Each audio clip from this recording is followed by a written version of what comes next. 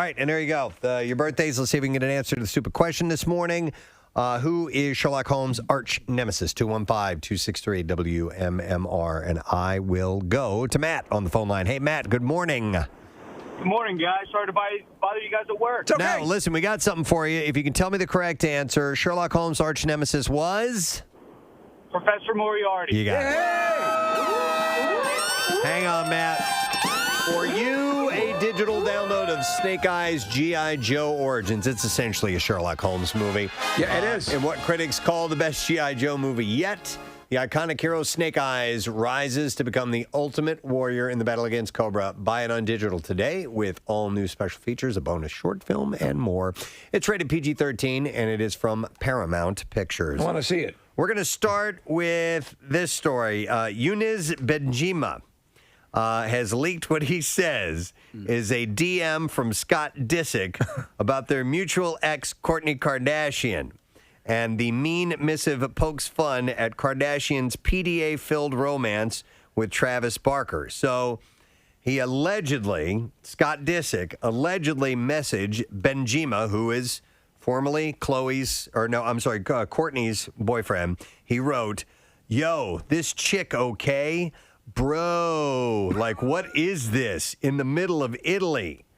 And he sent alongside a picture of Kardashian and Barker making out on a boat. Bro. Benjima wrote back, "Don't matter to me as long as she's happy. P.S. I ain't your bro." Oh, snap. On Instagram stories, he added more shade, writing, "Keep the same energy you had about me publicly, privately." Benjima then Get my name out your mouth. Followed up on his post, adding, "Couldn't miss this one. He been playing around for too long. Tried to stay quiet and be the nice guy. Back to work now, 10 km." You know? Yo. Right? Bro, dude. And Barker seemed to... They got streets there all flooded in crap. Barker seemed to respond himself, posting a laughing meme from Goodfellas in what many believe was a response to the leak. Uh-huh. Disick has publicly supported the couple, telling Andy Cohen in June, "I think if you really love somebody, right, you want them to be happy no matter what. So I do give her a blessing to be happy." So this guy does not like Scott Disick, apparently. He's not his bro, and took the opportunity to leak this acrimony. There you go. This really ruins my perception of Scott Disick. Cut you to the core. Because he was really kind of an inspiration for me. Mm-hmm. He's selling socks now. Wait, I don't know. Scott Disick? He's I know. That's Rob Kardashian's thing. I know. So I think he's trying to corner some of that market. But he's got this one sock on his Instagram stories that is marketed as a quote unquote vertical sock. Okay. It goes up your leg. Oh, well, instead of laterally. Yes. You know, instead of like scuba fins. Vertical sock. Is it vertical socks. Is it the sock that goes vertical or the writing on the sock that goes vertical? That's a good question. The writing says... Does he know what vertical means? I don't know, but the writing says talentless. Yeah, that's exactly right. On the side of the sock. Yeah, talentless is perfect. I just thought that was so silly and stupid that it would be fun to lead with. Bro. Did you see, so they're all in Italy for there was the Dolce & Gabbana, whatever the hell it is, the big fashion week going on. Did you see they had this whole presentation that was interrupted by a hailstorm? No. So they're all out there. Hail starts running? Yes. Oh, that's awesome. Yeah. Oh, my God, that's hilarious. Wow. All right. Anyway, moving on to other things in the entertainment report. Mike Richards is out as executive producer of Jeopardy and Wheel of Fortune after controversies resurfaced comments that he made and multiple discrimination lawsuits against him emerged. The controversies emerged after he was named as the new host of Jeopardy, and they never relented. Suzanne Preet, the executive vice president of business and strategy for the two shows, announced the news in a letter sent to staff on Tuesday, noting that Richards' exit is effective immediately.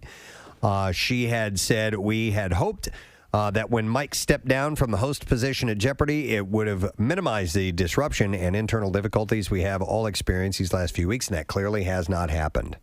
In one 2010 suit, Richards, who served as the Price is Right executive producer, a model named Brandy Cochran, alleged Richards had a hostile reaction when she became pregnant. The case was settled in 2016. Mayim Bialik is set to host the daytime show temporarily and will continue to host Jeopardy primetime as previously announced. The daytime show. They have a daytime show? Well, I guess they considered Jeopardy the daytime version. Like the one that we watch now, because in some markets it does air earlier. Well, no, because prime time doesn't start until 8 o'clock. That's right. So anything leading up to 8 o'clock would be daytime. Right. Okay. Jeopardy's 38th season premieres on September 13th, by the way. New couple alert. Oh! Kristen Cavallari is reportedly dating country singer Chase Rice a year out of her split from husband Jay Cutler. That's not his real name, right? That's just a made-up country singer Chase name? Rice? Yeah. His name is Myron Frump. I don't know. She was just in the Hamptons with Britney. They were in the Hamptons in Manhattan promoting the beauty line now, or the skincare line. The company's tearing it up. So Kristen and Chase have reportedly been dating for 2 months, but are pretty low-key and casual so far, per TMZ. By low-key, do you mean that they wear hats with huge horns on them? Yeah, low-key. Still, some say their connection is heating up. Cutler, meanwhile, recently shared that dating is hard as help, he said. Huh? I don't know what that means. Hard as hell. I think it's Probably meant hard as hell. Yeah. And there was a H-E double toothpicks. Meeting people is hard. I think finding out what people really want from you, It's a Fargan nightmare. he said that's probably an issue. So I don't know, man. But they're reportedly together. So By the way, we'll see. Britney's posts of her baby bump are It's ridiculous. they're laughable. There's no bump. There's no bump. I wish my stomach looked like that right now. Women would kill to look the way Britney looks pregnant. She's like, oh, baby bump. I'm like, There's nothing. There's a bump. What are you There's talking nothing. about? By the way, this is our friend Britney. This is not like Britney Spears or anything. No. That, so. Yeah, former calendar girl and now just tearing it up with Uncommon James. This is terrible news. The death of Matthew Mindler, the young child star known from the film Our Idiot Brother, was ruled a suicide. Horrible. By Lancaster County Coroner's Office. The 19-year-old actor was found dead on Saturday after being reported missing from his university. On Monday, the coroner's office ruled his incident a death by suicide. His college, Millersville University, has not yet issued an update. Excuse me. Mindler was reported missing on Wednesday evening after not returning to his room or returning phone calls from his family. He was last seen walking from his residence hall toward a parking lot area Tuesday night. A search conducted by law enforcement agencies and university police concluded when Mindler was found deceased in Manor Township on Saturday. While the manner of the death was deemed a suicide, the official cause was not yet disclosed. So they're still going to do an autopsy and try and find out toxicology and all that. They said that friends had said he had been suffering from anxiety attacks recently, and he had not been obviously in a good way. So this is horrible. It is terrible. Hey, was there any details on when Trevor Moore passed away when we were on vacation, and it was only described as an accident? Right. They didn't say what kind of an accident. I never saw anything further on it, Case. That's a good question. Okay. Not really sure. By the way, September is Suicide Prevention Month, so there's a lot of great resources out there. If you're having a hard time, there are a lot of ways to get some help, and all you have to do is ask. Absolutely. All right. Speaking of Britney Spears and her new attorney say that her father is trying to get about $2 million in payments before stepping down from the conservatorship that controls her life and money, a move they liken to extortion. Her father's a reprehensible ogre. In a court ruling on Tuesday, in a court filing on Tuesday. The document filed by the lawyer, Matthew Rosengard, says the upcoming scheduled accounting of the conservatorship, which James Spears says he wants completed before he steps down, will mean significant payments for him. The filing says Britney Spears will not be extorted. Mr. Spears' blatant attempt to barter suspension and removal in exchange for approximately $2 million in payments, on top of the millions already reaped from Ms. Spears' estate by Mr. Spears and his associates, is a non-starter. Harumph. A representative for James Spears did not immediately respond to a request for comment. They're taking a bold legal step here, Preston. Her lawyer is actually recommending she post more topless shots on Instagram to help bolster her case. He has his reasons. Yeah. So. Rose McGowan has slammed Oprah Winfrey in a new tweet claiming she's, quote, as fake as they come. The charmed alum wrote that she's happy people are seeing the ugly truth about the billionaire media maven regarding her former friendship with convicted rapist Harvey Weinstein and accused rapist Russell Simmons. I don't really know anything more than that. So I read about this story, and apparently Oprah was working on a documentary, or her channel was, exposing Russell Simmons, or at least Russell Simmons came up as part of it. It was part of the Me Too movement, and they were doing this documentary on it.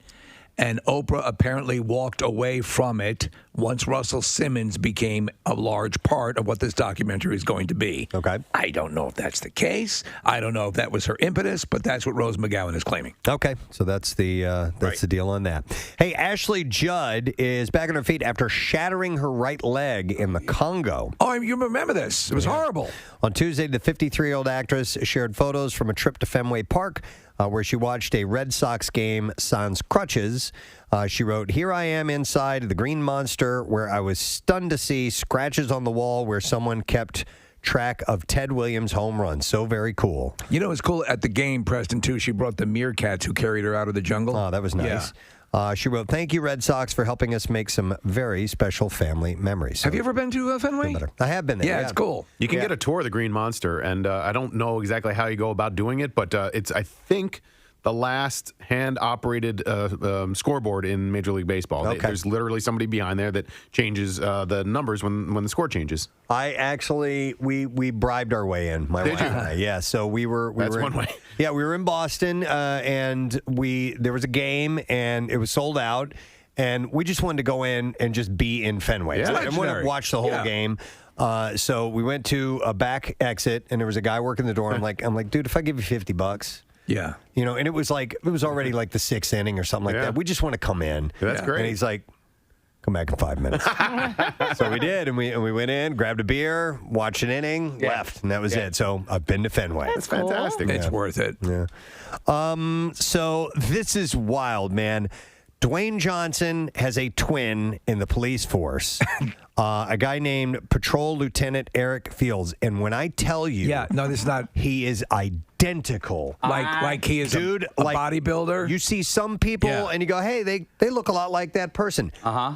It's like they were separated at birth. Oh, so I've never seen anything quite like this. I was looking at the picture side by side, and I was picking the wrong person as Dwayne Johnson. This is we're looking at the photos now. That's two different people. That's two different people. The guy to the left is the cop that we see here in the studio, and They Dwayne Johnson. have to be related. Isn't that outrageous? That's What's bizarre. crazy is, I mean,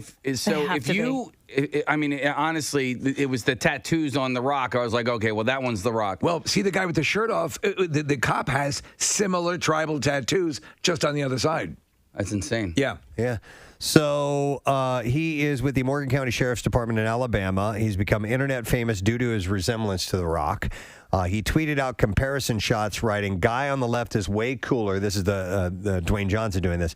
"Stay safe, brother, and thank you for your service." He said, "One day we'll drink Terramana." I don't know what that is. It's a liquid tiramisu. No, I assume it's an alcohol that he is a part of. What he owns, right? He's marketing his own booze. He said, "And I need to hear all of your rock stories because I know you got them."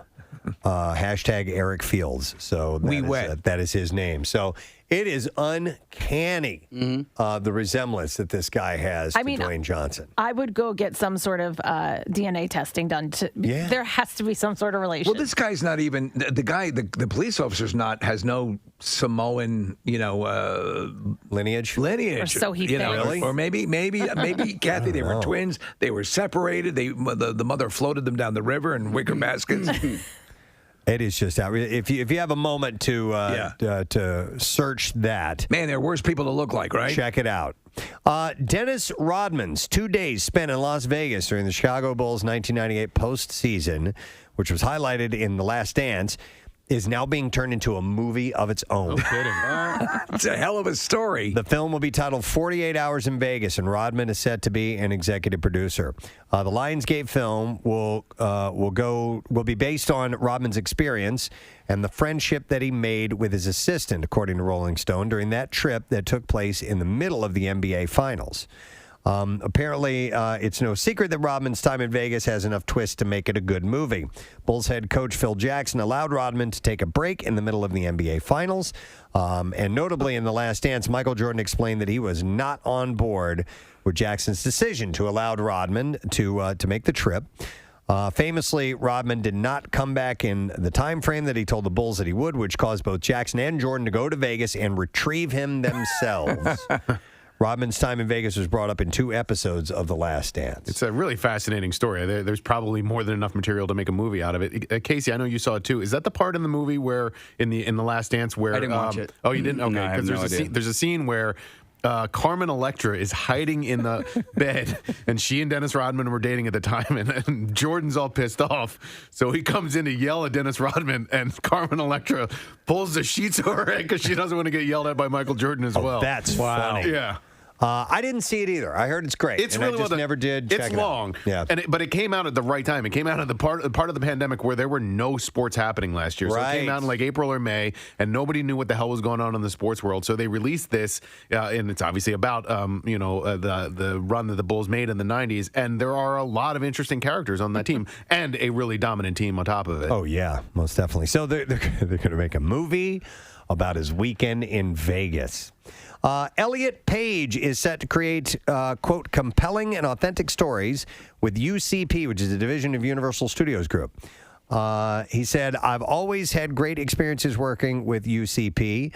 Beatrice Springborn and the rest of the leadership team support my desire to tell compelling and authentic stories from historically marginalized perspectives, stories that are desperately needed at this moment in time. I am honored to continue my relationship with UCP in this capacity, and I can't wait to get to work. Her first project is a reboot of Small Wonder. Oh, wow. Okay. Let's see here. Maybe not such a bully. The two Buckingham staffers who accused Meghan Markle of bullying them have reportedly rescinded their claims. In the epilogue to their updated biography, Finding Freedom, Omid Scobie and Carolyn Duran wrote that upon discovery of a formal complaint by the Duke and Duchess of Sussex former communications secretary, Jason Nauf, the two of the individuals mentioned in the email asked for any allegations made to HR about their experiences with Meghan to be rescinded.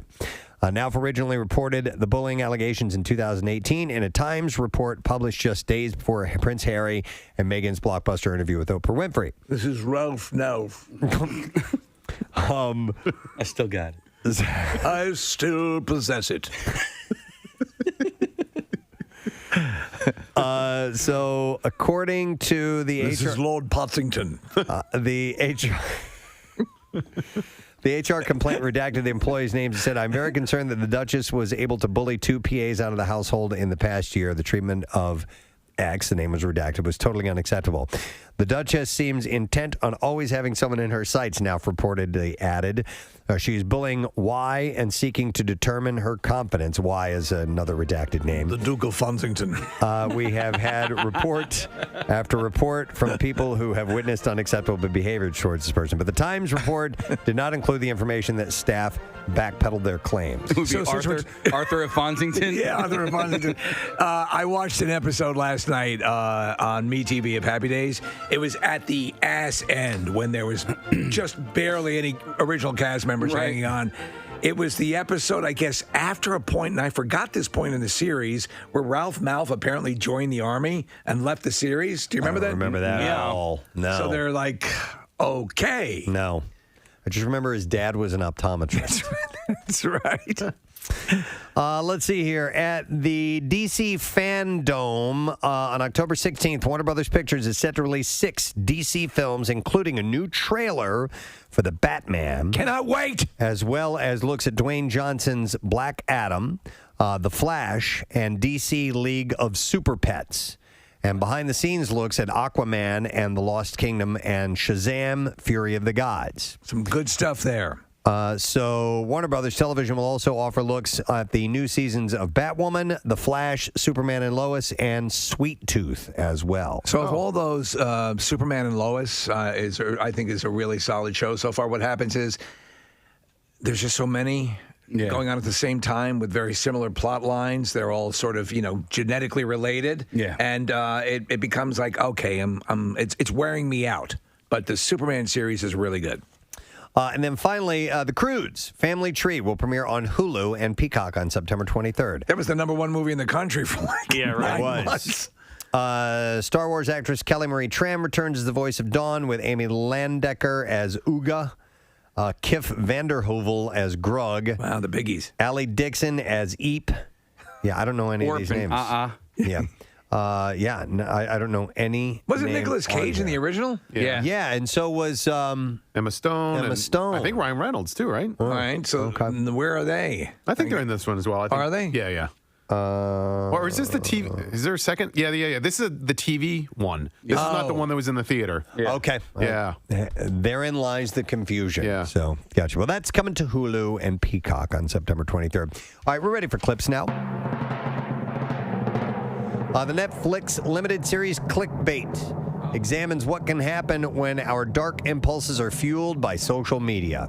Here, Adrian Grenier talks about how the show's style of storytelling shifts the blame between characters. I really look at it as there's the who did the thing, but then who also contributed. And in many ways, everybody's complicit. You know, this is like a telling of the victim-hero triangle. You know, everybody is both a victim and a hero and a villain. Shut up, dummy. Anybody watching this I did. I watched the first episode. What'd you think?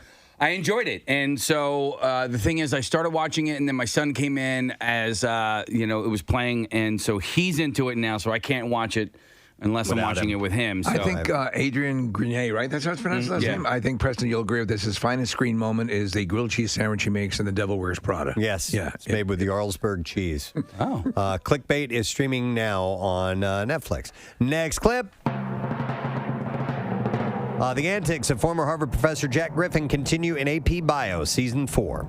In this clip, Glenn Howerton discusses the lighter elements that the show brings to television. Yeah, I also think that one of the keys to the show that makes it a little different is it's not a bunch. I think, with the golden age of television, things just got so dark.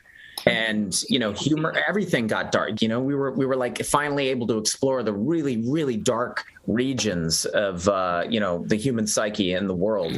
This show is not that. Yeah! AP Bio Season 4 streams on Peacock tomorrow. The show is good. And initially after the first season, it looked like they weren't going to renew it. And now we're into the fourth season, so they kind of slalom through that. Can we reach out to Glenn, see if we can get him on? I'd love to talk to Glenn. He's one of the nicest guys, man. Let's see what he's doing later today. And in the bloopers, man, in the outtakes, oh my God, he's got some of the deadly. He makes Charlie crack up. Oh, really? Like crazy. Okay. Yeah. And to make Charlie laugh, you got to be funny. There's a scene from one of the episodes where he slept with a girl who might have been just underage. I know exactly. And he's like, yeah. It's trying to explain. And it just his facial, and Charlie's just sitting there, and you see the smile start to break on his face. You can tell when you watch those bloopers, Steve, that these guys have just been friends for a long time. Oh, my God. And they know how to make each other's laugh. And they respect each other. Yeah. Nice. All right, and that's the Entertainment Report. Let's take a break. We got stuff to do, people on the show, and more. We'll tell you about it all when we return. Stay put. Preston and Steve. On 93.3 WMMR. It's the annual tradition. I love this. I was looking on our next guest Twitter account, and he's got a tweet from Ryan Reynolds. Yes. It says, excited to see the Snyder Cut, but ahead of its debut, and with the aid of a good amount of aviation gin, tonight at 6 p.m., I'll do something I've never done.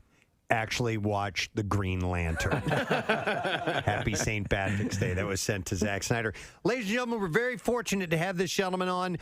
He was gracious enough to give us this wonderful interview at the Camp Out for Hunger. It was fantastic. So cool. And we're stoked on the day that this big event that we've long awaited, that he is joining us this morning. Is very, very cool. I mean, the stuff that so many people thought would never happen, and here it is. Please welcome Zack Snyder to the show this morning. Zack. Hey, guys. Hey, how you doing, man? Doing great. Doing really great this morning. It is an exciting day for a lot of people, including, most of all, you. And the first question I want to get into, Zack, is just to remind everybody, how did this come to be? Where did this idea start that this movie needed to go back and be redone and added all this extra footage? I think it was fan-based, was it not? 100% fan-based. I don't know. It's a long saga of what happened during the film. People might not know that the original Justice League that was released in theaters, that I've never seen the movie. I left the project due to a family tragedy that we had, and so I never completed the film. They brought in another guy to finish it, and they made a couple of changes in my absence. And so, I guess there was a hashtag that circulated called Release the Snyder Cut. And that hashtag started on November 17th, 2017, which is the day the movie was originally released. Wow. There was a guy who walked out of the theater and just went like, nope. And tweeted that. And since, it's been tweeted millions of times. The studio finally was like, okay, well, I guess we have to do this. It's miraculous. Yeah. It is a miraculous thing when you stop and think about it. So the actual release itself, Zach, the actual movie, that it's in existence the way you originally envisioned it, but now the story of it has become Hollywood legend as well, how this actually was executed. So something that I'm sure would have to frustrate any artist and any guy, and I consider you a visionary. Preston and I, we all love your work. I mean, we're massive fans. And to think, okay, I guess I have to cast that one into the dustbin of, that, and then to be able to go back, and then you're getting things like IGN saying Zack Snyder's Justice League is a vindication for the director and the fans that believed in his vision. That's got to be awesome on this day to hear stuff like that. Yeah, it's really cool. And just the fans have been so amazing. Our big cause is suicide prevention and mental health awareness. And, the fans have raised now $600,000 just, in the little fan community. Because every time they did an activation, like if they bought a billboard, half the money would go to AFSP and the other half of the money would be like a billboard, or like whatever they do, half of the money goes to, AFSP and, for suicide prevention and mental health awareness. And it's just an incredible, I've said 100 times, like, well, if there was no movie, what the fans have done is incredible, especially during this pandemic where there's a lot of people suffering, through some hard times, on top of the, this virus, there's also just the impact on all of us as people.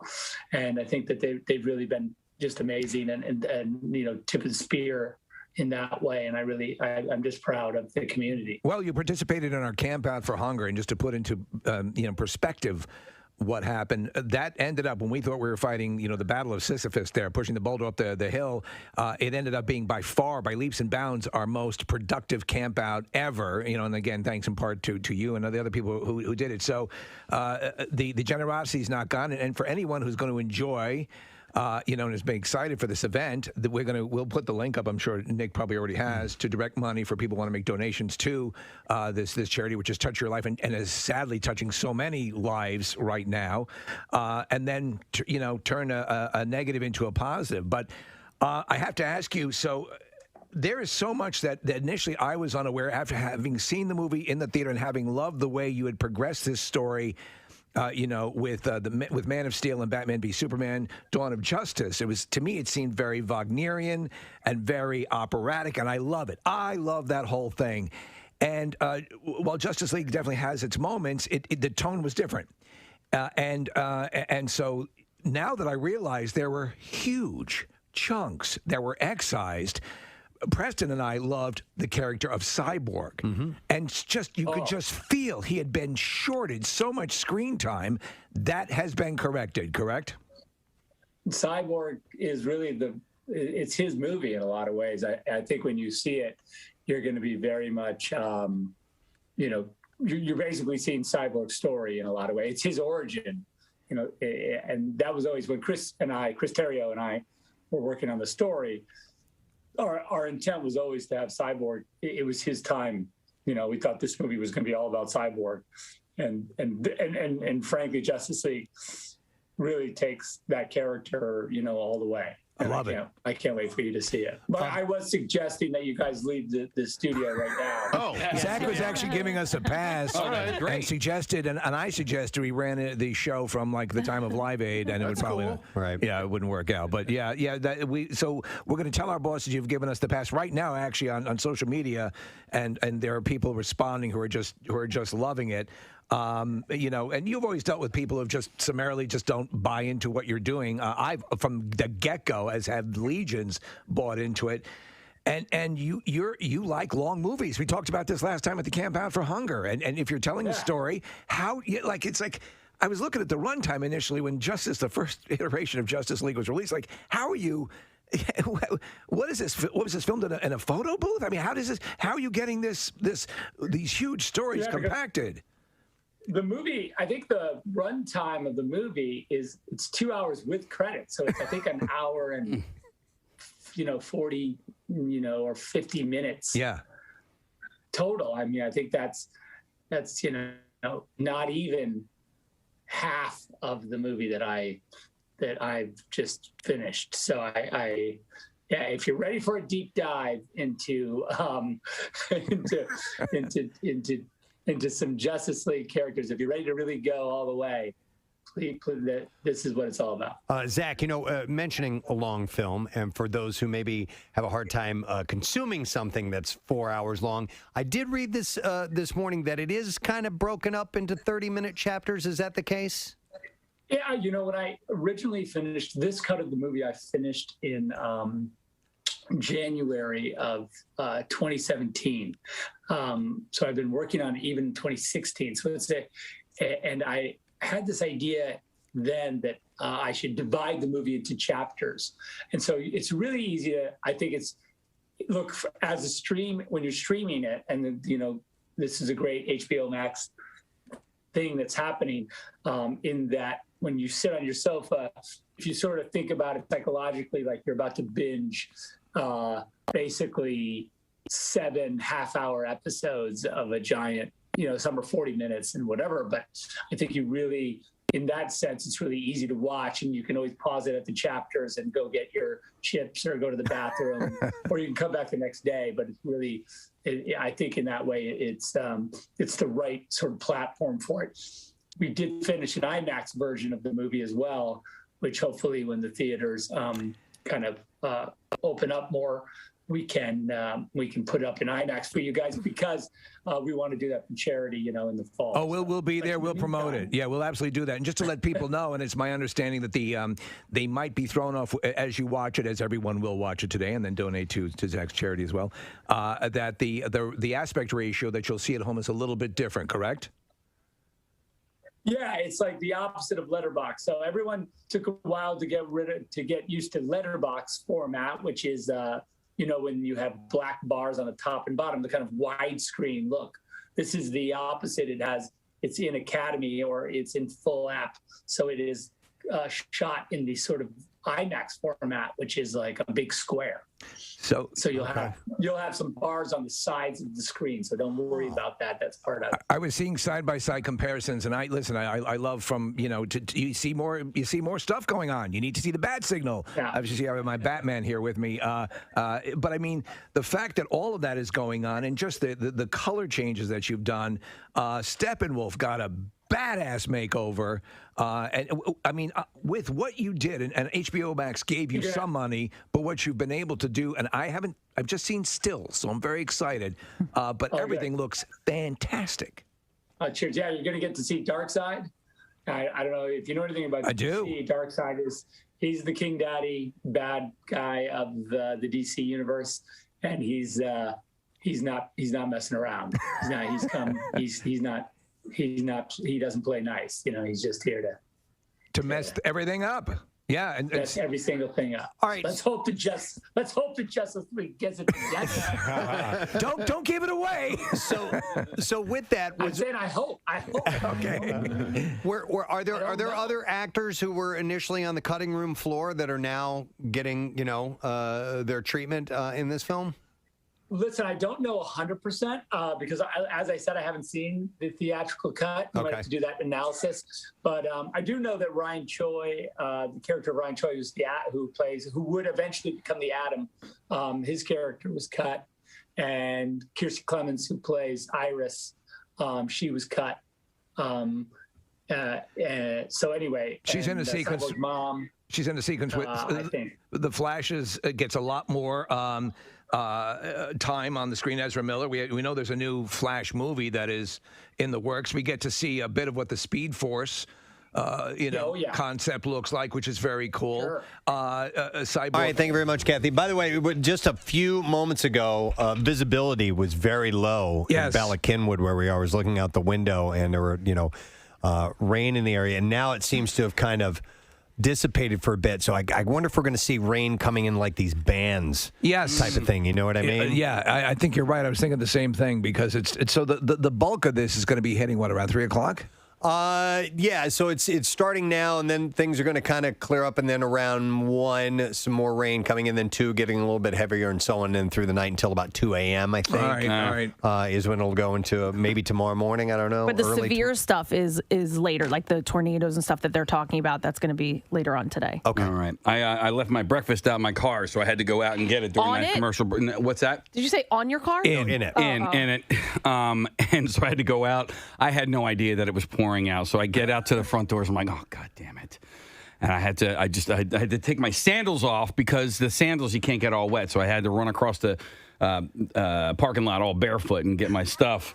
But I forgot as I was coming in this morning, I'm like, you dumbass, you forgot to bring an umbrella with you because I'm going to need it later on going out to the car. Yeah. Because when it's coming down and I've got like 100, 120 yards or whatever to where my car is, and I'm like, and I've been out there before and it's pouring, and I'm like, all right, dude, here we go.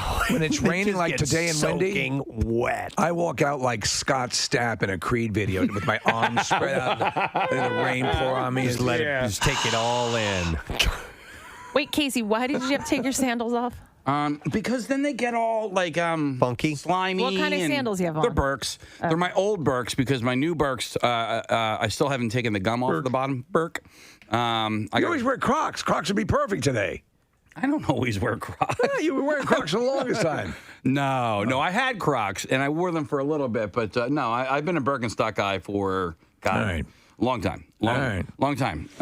But no, Kath, when they get all wet, like your feet get all slippery and slimy in them. Yeah, I know what you're talking about. Well, anyhow, if you're headed out today, keep that in mind. And there's going to be flash flooding later on, mainly north and west, but it could affect the rivers and creeks and so on, even cricks. Even cricks. Yes, even cricks. Which is a type of creek. And we also have a potential tornadic activity, so it's going to be a nasty day. But we're looking at a pretty decent weekend weather-wise, so from what I understand. It's always like a nice volcano eruption, Preston, might take out a few villages, but it will always provide good skiing the following winter. You got to think about that. Hey, I'm going to switch gears. I admit there was something I was going to bring up, but I've changed my mind because called an audible. This week is the first week of school for a lot of kids. Yes. And I did see this article, and it was essentially encouraging phrases to say to your child on their first day of school. So words that you can encourage your child with. Yes, exactly. To help Don't them. embarrass me. Whatever you do, don't embarrass me. No, and I'm a public figure. I'm on the radio. The first one on this list I have a little bit of an issue with, and this is me being nitpicky, okay? All right. You hear this phrase, it's a bit of a cliche. All right. But it's essentially, you can do anything you set your mind to. You can do anything you want to. You have a problem with that? Yeah, you know why? Because you can't turn lead into gold. You can't, you know what I mean? There are some things you just can't do. Is it possible? You can't do anything. You can't. I agree with fly. you. Yeah. Can't you? You can't point at someone and have them explode. Well, also, I mean, I think they mean within reason. I think they mean within. But what's within reason? What's attainable? Yeah. What's actually attainable in life. Exactly. So if you explain it that way, I think that's cool. And most times, if they're saying it on the first day of school, that's what they mean. They don't mean jump off the roof of the building. No, I understand. And try to I told you I'm being nitpicky. Think without limitations, I think, is within reason. But you know what? On that pointing at people and exploding, I would like to have that ability. Right? Yeah. Okay. I might work towards that. You're going to set your mind to it? Remember the app that allowed you to do that? Yes. That was great. Make people blow up. No, but they said in this article, It says that, it sounds cliche, but every child needs to hear this not only on the first day of school, but throughout the school year. Yes. Saying these words are the first step in teaching your kids about perseverance and work ethic. So my son just started high school for this week, and as a freshman, and my words of encouragement were a little bit more, I think, practical. I said, Seamus, most of the people graduate high school, so you should have no problems getting through. You know what I mean? Like, here's the deal.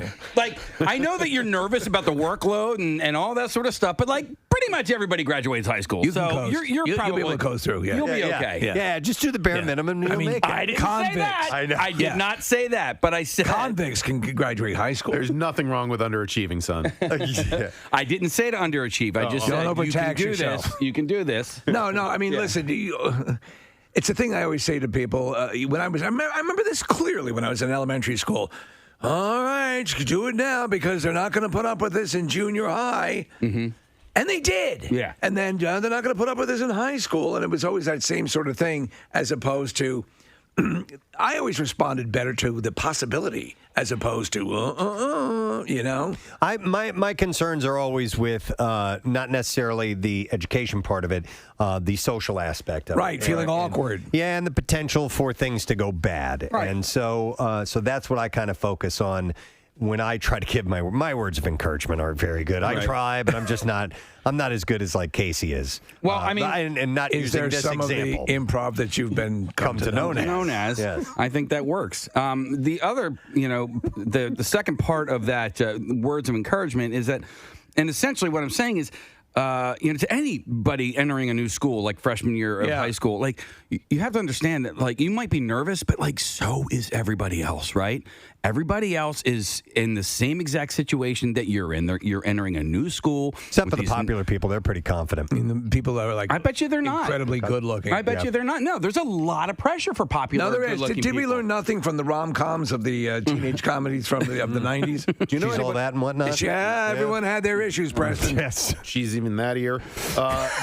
Do you know anybody that reinvented themselves upon entering high school? I have one friend that did, and it was pretty remarkable. And Case, like, to your point, like, I mean, completely altered their persona. And yeah, he was shy. We were talking about introverts versus extroverts yesterday, and he was a complete introvert in middle school. And ninth grade, he made a decision, an active decision over that summer. I'm going to be Mr. Peanut. Well, no, to be outgoing, to be, just a really, he wanted to be a popular kid, and he found a way to do it that was not phony, that was not off-putting, and it really changed his entire unheard of. It was impressive too, and I don't know, he became much more popular with the ladies. It was a cool thing to see somebody go through. Well, one of the things that would happen, and it was always the onset of puberty and returning to school, and so, that can set you down a new path. I remember that happening often. I do remember a kid who was Preston, the classic picked upon bookwormish kind of guy who actually got into bodybuilding. Yeah. And I'm sure he was juicing, but he came in he left Woody Allen and came back John Cena. Wow. And it was wild. And everything changed for that guy. He went from geek to chic. Yeah, basically. He lost the zero and got with the hero. Oh my God. So you know what? I wouldn't mind hearing Nick, that's an interesting concept of reinventing yourself, of somebody who successfully did that. And are you actually being genuine? Are you being effort. Who you are, though? Or are you changing who you are? And Steve, to reinvent yourself. He had blossomed. Yeah. He had hit puberty, and he was one of the first people I ever knew to have sex with a woman. Kidding. And oh my God, that was such a Freudian stumble there. Well, I never know when that was not my experience. Don't let them know. I never know when Steve's gonna drop a Steve bomb in there. No, you have to. To those, if you're listening at home, understand the plight of everyone in this room who has to put up with me in the room, knowing that any pause of any significance will be filled in automatically. You're lightning fast, and then when the letter X is ended in the word sex, I know that I have to add with a woman. A girl, female species. So I did it then, but then I got tripped up on the word woman. Right. But when you talk about reinventing yourself, here's the deal. Like, you are who you say you are, not who others say you are. You know what I mean? So this person, this friend of yours who reinvented himself, like, that's who he always was, inside. I suppose. You know what I mean? Not. Like, I mean, if you like you said, he was authentic to himself. But sometimes people put on airs. Sometimes people try to be something that they're not. I just gave you a quote from the movie Can't Buy Me Love. There you go. Ronald reinvented himself, but he wasn't quite being that genuine. Right. There you go. Can you fake it until you make it? Because I think that that's what this kid kind of did. Like, he was like, I'm going to put this persona out there until everybody understands that this is who I am now. So when I first went to school at Cedar Road Elementary School, it was my first school, and it was very cool. I kept getting sent to different schools because they kept setting the boundaries of the different school districts and resetting them. So it's kind of always the new kid. But I mean, in a bizarre way, I had multiple opportunities to sort of reinvent myself with each school that I went to, And did you ever? I went from very gregarious and popular to sort of the class clown to the more introverted, and I ran the whole gamut. There's a bunch of different iterations. Yes, yeah. Real quick, before I go to calls and some of these texts, I do want to forward some of these bits of advice they say are a good idea to give your kids in the first day of school. So, you can do anything that you set your mind to. You don't have to be the best at everything. You just need to try your best. Those are good positive suggestions. Pretend you're the best. It's about the journey, not just the destination. That's true. This is an important one. Treat others how you would like to be treated. That's a classic. Don't let your peers' actions affect how you feel about yourself. There's a lot of heavy stuff throughout a kid.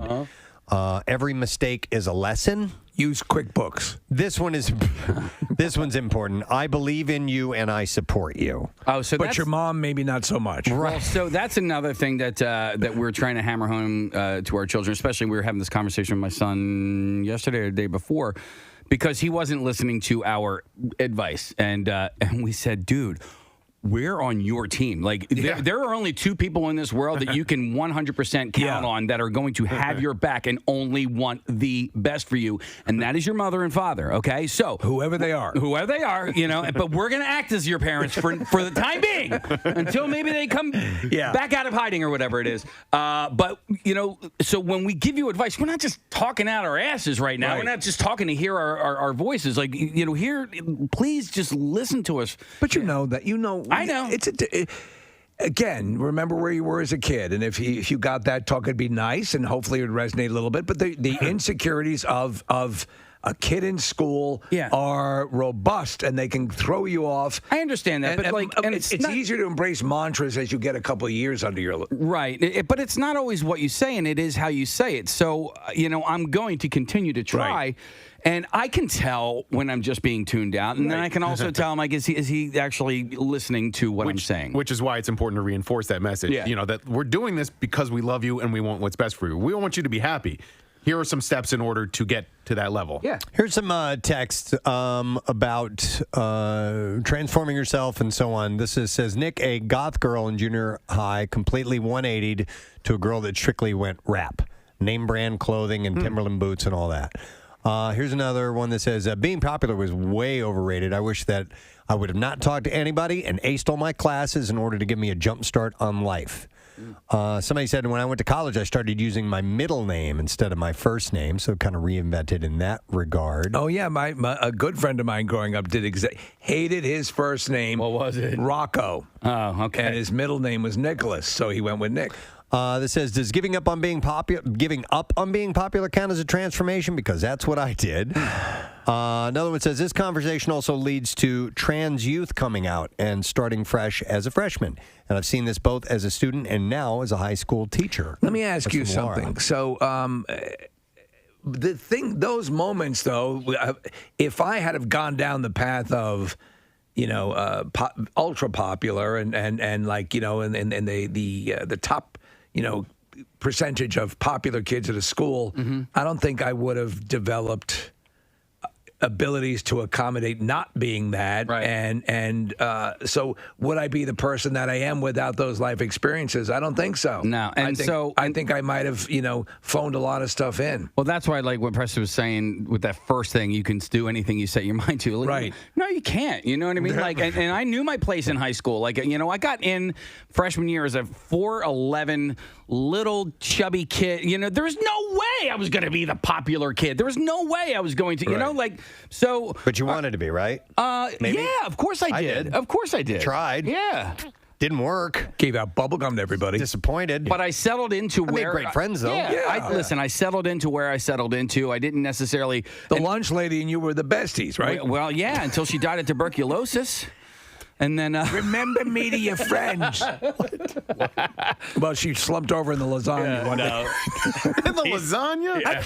Oh man, are you okay? They cut that part out of it and keep eating. And then they served the rest of it. Dude, stuff doesn't grow on trees. They had to give TB tests to 2,000 students after. Seriously, your lunch lady had tuberculosis, and she died from it. I don't know what she died of, but she had it. She coughed into my salad, and they had to test 2,000 students and faculty. Twice. Yeah. Same Twice. thing. Our school janitor had syphilis, and we all had to get tested. Jesus Christ. Okay. Hang on. I'm gonna go. I know. Come on. I'm going to go to Sharon. She's a teacher. Hey, Sharon, good morning. Good morning. You guys rock. Oh, thank you. Sharon, what's going on? Okay. As much as I agree with your list, I am going to piggyback off of what Casey said. Okay. We're coming out of a pandemic, which is something none of us have ever done. And I'm telling you, as a teacher, telling my kids to just be kind, that's it. Yeah. That's it. Yeah. Seeing your friends for the first time in 18 months. They have no idea what's been going on. They need to be kind. Yes. And I think in education, social emotional learning is crucial this year. Our district just implemented it, and it is crucial. Well, Sharon, my neighbor Steve teaches at-risk kids, and who come from environments where they. Sadly, they've been locked up in many cases with abusive people and bad situations. So that whole thing about creating a welcoming, inviting, friendly atmosphere is, ramped up tenfold with his students. But with all students, I think that's exactly what you need because,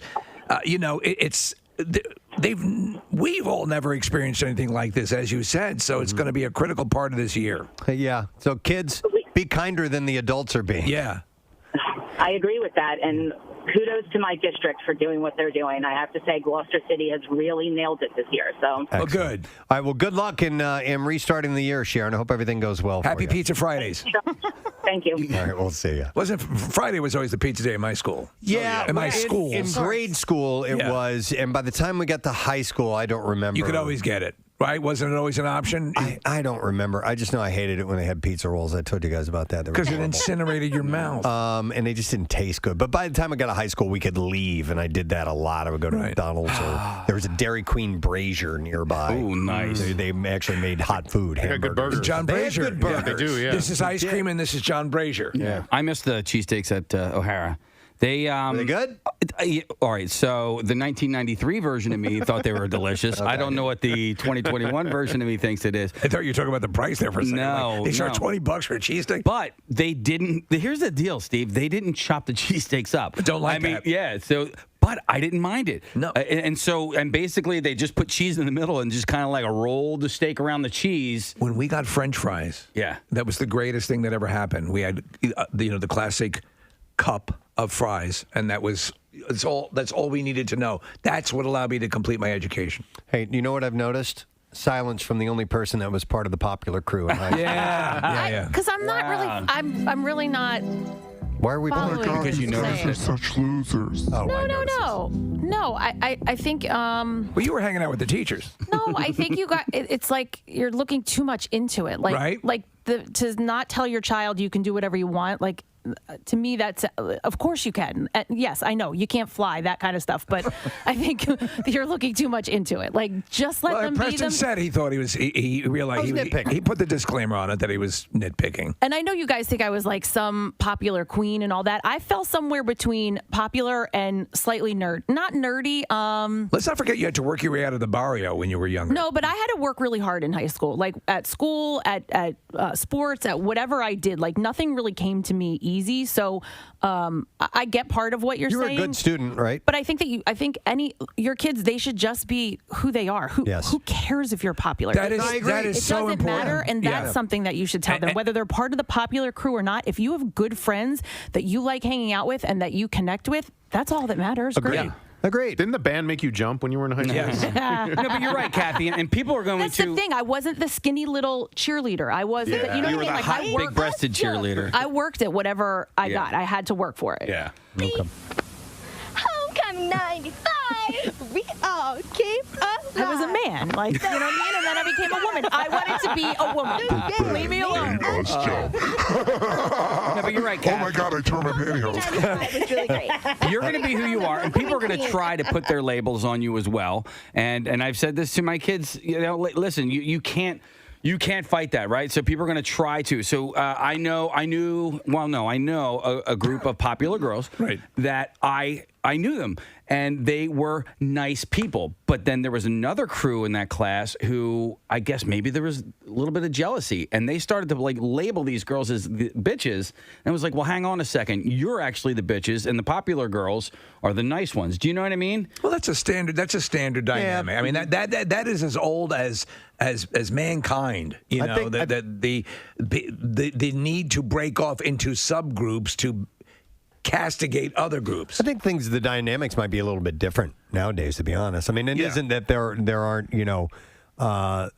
groups of friends and maybe they, there's online, there's social media battles and stuff like that. But I think that it's a little bit different than it was back in the day when we were in high school. Listen, you're never going to eliminate bullying entirely, but I do think it's gotten better over the last few years. And you know, when my son watches movies from the 80s and 90s and there's classic bullying scenes in those movies, he thinks they're hilarious because it's completely fictional. That type of stuff doesn't happen in his school at all anymore. But talking about popularity real quick, I know I agree with you, Kathy. You shouldn't think about those things, but when you're in high school, I did. And I also still feel pettiness towards some of this one dude in particular who was a really popular kid who was a total jerk to me, and now in life that guy is fat and not very successful in life, and the petty part of me is like, good. You reap what you sow. Yeah, this dude was an a-hole in high school, and now he's a loser, and I shouldn't feel petty about it, but I can't help it. Yeah, I mean, but see, like there was a girl that picked on me too, and I don't know anything about her, and I don't care to. Okay, well, good for you. You know what I mean? Yeah. Like You're better than I am. Why would I let that still affect me today? Right. Nick, don't let somebody else affect your mood for the day. Yes, I agree with you. Mom has spoken. Now, hang on. take your lunch and get on the bus. Let me go to Zach. Hi, Zach. You're on the air. Good morning. Morning, it. Morning, it. What's up, man? Hey, so you guys were talking earlier about, like, you know, words of advice that you should or shouldn't say to your kids in the morning. And my dad hit it pretty hard on the head. I'd say it's pretty much perfect for me. So one of the phrases that you guys brought up, which triggered the memory for me, was that you can do anything you put your mind to. Right. Which, for a majority of the reasons of, you know, doing so and trying and being attentive, yes, you are correct. You can do most of the things that you put your mind to. But the thing is that my dad evolved with that phrase as I grew up, and he started to put in other words of wisdom like, all right, so you're not so good at this. So you need to be more self-aware of what it is that your strengths and your weaknesses are. No, that's very valid. Yeah, I mean, you know, what you have to put more attention to, because you are aware that you are weaker in doing something of that action or thought process.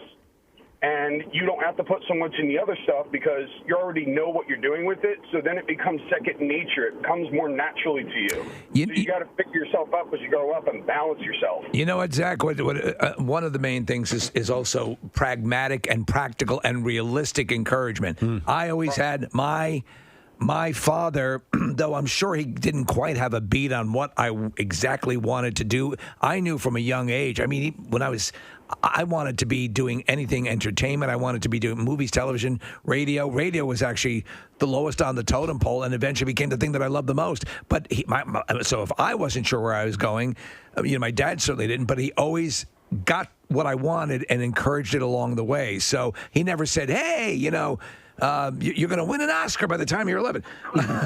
But they always kept it within the realm of, again, with hard work and all of that. So I think when kids see that, parents or anybody who they look up to in their lives, and I don't have kids, but it worked for me, that little bit of encouragement made such a difference. I mean, it made a huge difference for me. I'm probably one of the most successful people that I know, and I don't have a lot to show for it, but inside my mind, from what I've achieved, I know that I've done what very few people have been capable of even doing, including anybody that from my high school of graduation and such. It's good. It's good that you're in that way. Can I ask what you've done? Yeah. Oh, yeah. No, I'm getting to that. So what I've done was I've actually been a professional gamer in multiple series for 2006 till about 2008, maybe a little into 2009. I was sponsored by Maranello Motorsports of Ferrari for Forza 4 in World Championship Series. I was a part of a Call of Duty squad called WES. That was World Elite Stealth Squad and preliminary tournaments for Call of Duty before Xbox took it global. And I've actually been a goaltender for 18 years and had tryouts to be a part of the Phantoms from when I was 3 to 21 I played. So, I've done a lot of things. Okay. And you turned gaming into a career. That's crazy, dude. Awesome. Yeah, and my dad still supports this to this day because I'll go and play World of Tanks. I'll go and play iRacing. I'll go play Forza for fun. I'll go play Gran Turismo Sport. But you have the support. That's what matters. Yep. Right. It's the support, and I still do it. So, but that little support right there in acknowledging what's going on through the evolution of a kid as they're growing up makes a huge difference because if you're paying attention and they are, then things can blossom in the right direction. No, we got it. Yeah, Thank you, Zach. I appreciate really it. It's in a nutshell. He said you can put anything in your mind to, but know your limitations along the way as well, and know what your strengths and weaknesses are. Don't hesitate to give up. Right.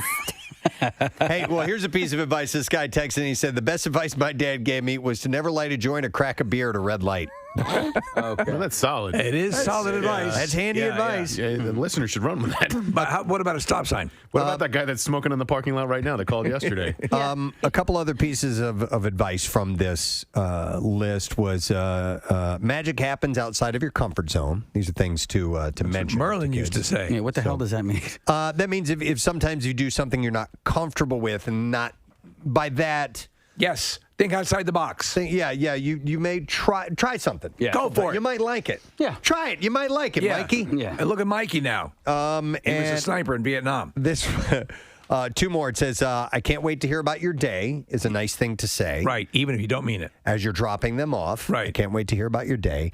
And then, of course, the last one is be yourself. So these are nice things that might be...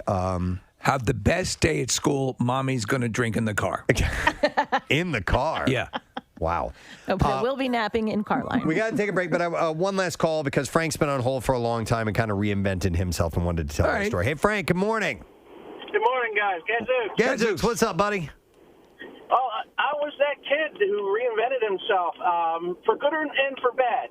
Coming out of middle school, I was straight A student, voted best all around, huge dork, read everything I could find, huge dork. Yeah. And but I was tired of getting picked on. I was tired of being the fat kid with the glasses that nobody seemed to like. I only had a couple of friends. And I didn't see them outside of school really. I grew up in Atlantic City. So what did you do? What did you do to turn things around?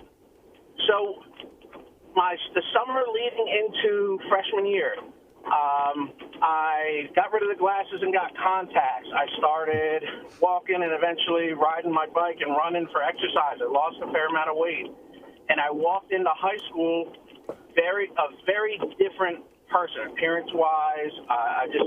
And I started meeting people that were not people that I knew from junior high.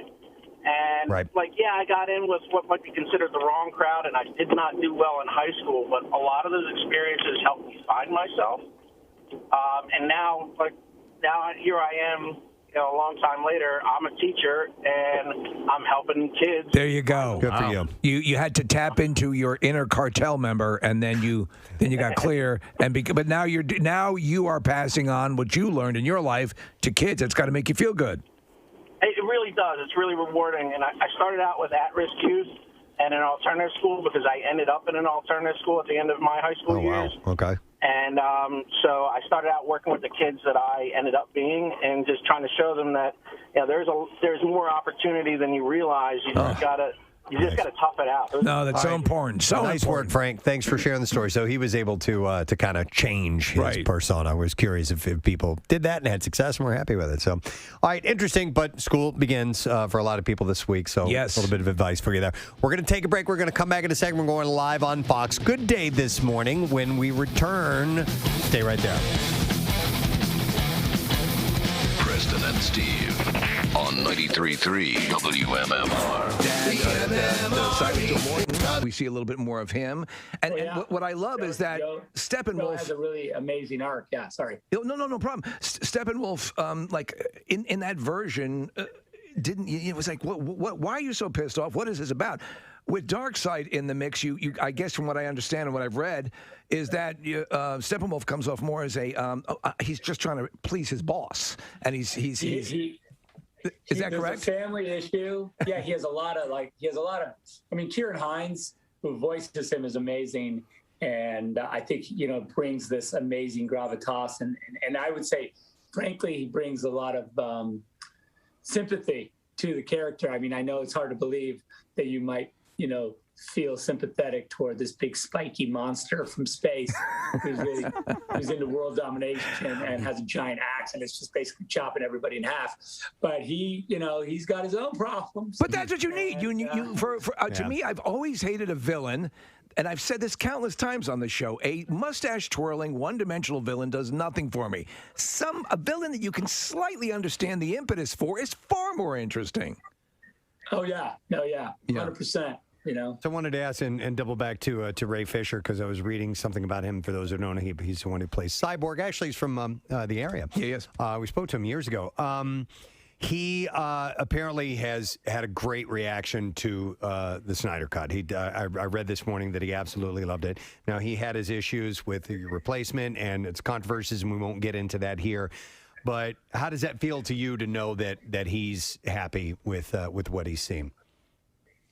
Well, Ray's a buddy, and I just when I hired him and when we started this process, it was really, to me, it was all about honoring the character as best I could.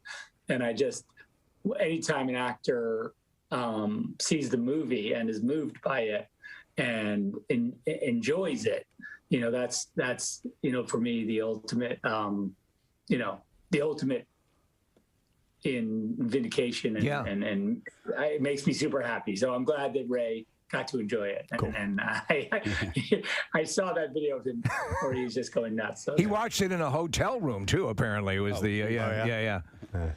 Yeah, not the best viewing experience, but you can see that if it plays in a hotel room, it'll play anywhere. Hey, Zach, I wanted to ask, first of all, I wanted to thank you for joining us today, because I know today's a huge day, and I'm sure everybody wanted a piece of you. And so the fact that you woke up early, it's like 5 o'clock in your time right now, that you woke up early, that you're spending some time with us, I want to thank you for that. But I also want to ask, why did you get up at 5 o'clock in the morning to call in to Philadelphia radio? I would like to think that you like our show, but is it because you have family in the area? Look, I'm a friend of the show, and I really do. I love you guys. Whenever I get a chance, if you guys, when I see the text arrive on my phone, we're doing a show, you want to jump on? I'm like, let's go. Hey, I have a question. Since we're doing this via Zoom and we can see into your domicile there, do you play piano? My kids do. Okay. My kids play. There's a piano book behind you and a piano. I was going to have you tickle the ivories there for us a little bit if that was the case. By the way, if I could, I would jump on. I would play a little, I don't know what, but I'd be, and sing, of course. Speaking of music, though, just to bring up this point, everyone's raving about the new music for the film, and explain what happened. Junkie did this again when I left. Junkie XL, who does the score, they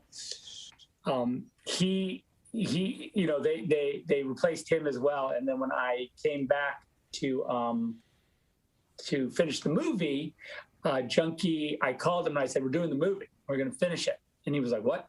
And I said, do you have any music like left over? And he goes, you know what? I'm going to do it all from scratch. I want to start over. And so he just, it's 4 hours, pretty much 4 hours of music.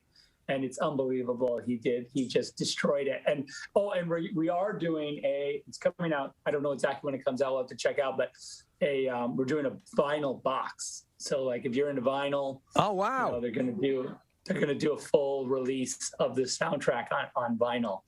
And that's pretty cool. As well as, of course, at Apple Music, you can check it out. Well, Zach, I'd like to ask a follow-up question about that topic because I loved the soundtrack for Man of Steel. As Hans Zimmer did that. Do you have favorite composers that you like working with, and how do you end up choosing one? Because there are a lot of great ones out there, and Hans is legendary. So why change, in the same cinematic universe and do a different composer? Hans and Junkie worked together. That's why I met Junkie. He came, from sort of Hans's camp. And that's how we sort of got together. And then, because the two of them did Batman versus Superman together. Okay. And then and then when we went on to Justice League, I was like, okay, Junkie, you want to do it? You want to do the whole thing? And he was like, absolutely. And we worked together. He did, he did Fury Road and a bunch of other amazing soundtracks, and it's just, and he just finished Army of the Dead for me. When is the release on that? Shot right over there in Atlantic City. When's the release on that? We hear it was bumped back again. May 21st. May 21st. Okay. Just to also be ready. I'll be back on the show in no time. Oh, you bet your ass. You made a critical mistake in answering our texts because we're going to be on you like white on rice. But and I just want to convey the excitement to people who may not understand. For example, and I think I mentioned to you this to you at the campout. Batman v Superman: Dawn of Justice, the original theatrical cut, really enjoyed. Yet there were some things like that. To me, we're like, well, there didn't seem to be an explanation fully. When I saw the full director's cut with the additional footage in it, it took greatness and made it even better. Because to me, all those things are filled in. To know that you've had this ability to go back and add in those little things, and I don't want to spoil anything. I had to do a little research, so I know there are a couple of new characters that make appearances that are going to rock fans' worlds. So yeah. So are you kind of like a guy who has the ultimate gift to give someone on on Christmas or whatever, and now you can get to see them unwrap it and get the reaction? Yeah, I mean, that's a cool way to look at it. I hope fans take this opportunity to really, and I think if you haven't seen Justice League, at all, then I think this really represents an amazing opportunity to just kind of go deep into a world, and excited that people are going to get that chance. All right, so what other press are you doing today? I know you have a watch party, so maybe you can talk a little bit about that, but where else can your fans catch you today? Yeah, there's a watch party. I don't know if it's live, but I'm doing a thing for 300, weirdly, with Stephanopoulos, with the Hellenic League, because it was the I think it's the 2000. No, it's got to be more than that. It's 480 BC. The anniversary of the Battle of Thermopylae. Yeah, it's one of the anniversaries. But it's thousands of years. But that's exciting. So I'm talking to them. Are you going to have anybody from the battle attending? Or? Yeah. Leonidas is coming. So that's it's weird that I was like, wow, that's a blast from the past. But you absolutely have to do that. What an honor to have some of the original veterans in attendance. Yeah. Yes, exactly. We better hurry up and get their stories. Before it's too late. Go, Preston, I'm sorry, go ahead. And, I'm doing a couple of, watch. Well, I don't even, I'm delirious, so I can't remember. I don't know. It's early. Well, shuttling me around, but always stopping here is important. We appreciate that. It was announced that you're going to do the Fountainhead. Is that correct? Well, no, I own the Fountainhead. I don't really have we don't really have a model for it. But I've got it. It's kind of on the, I would say it's on a slow burn. Okay. Okay. But, we'll see. yeah, the next thing I'm doing, I'm trying to do this small movie that I wrote with my friend Kurt Johnstad, who actually wrote the script, called Horse Latitudes. And it's a movie that we want to just go shoot in South America, with two guys. And it's like a real sort of micro budget movie. And then that's got to be refreshing. That's going to have to be. Yeah. that's like a complete diversion. We give away a pair of screening passes for Shang-Chi and the Legend of the Ten Rings, which is tonight, by the way. And it will be at the UA King of Prussia at 7 p.m. It doesn't get in theaters until Friday. So if you'd like to go tonight, we'll take the 10th caller, and we'll give you a pair of tickets to join us for the screening, 215-263-WMMR. That is the number. Go ahead and give us a call right now. And don't forget, there is an MMRBQ ticket raid while we're talking about winning stuff. That's going to be Friday, 7 to 9 p.m. at Live Casino. Get set. We're going live on Fox Good Day. Let's do this thing. All right, Preston and Steve, strap in. Here we go. A man in the state of Michigan sued his parents for throwing out his vintage porn collection. He said he had 1,600 DVDs, 400 videotapes, and who knows how many magazines. His parents, they say, listen, son, we did you a favor. This was an obsession. The judge, though, sided with the man, the son. Yeah. And the judge says this collection was probably worth $30,000. And then the parents had to pay the lawyer's fee, which is about $15,000. What say you?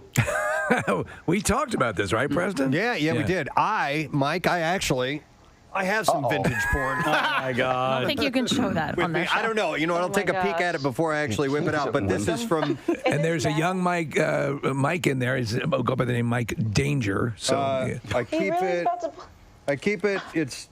Well, it was in here. Oh, maybe somebody sold it or threw it away. Oh, my God. It was thrown away, Preston. No, it's inside the zipper here. Okay. Hang on a second. So, you need to sue somebody.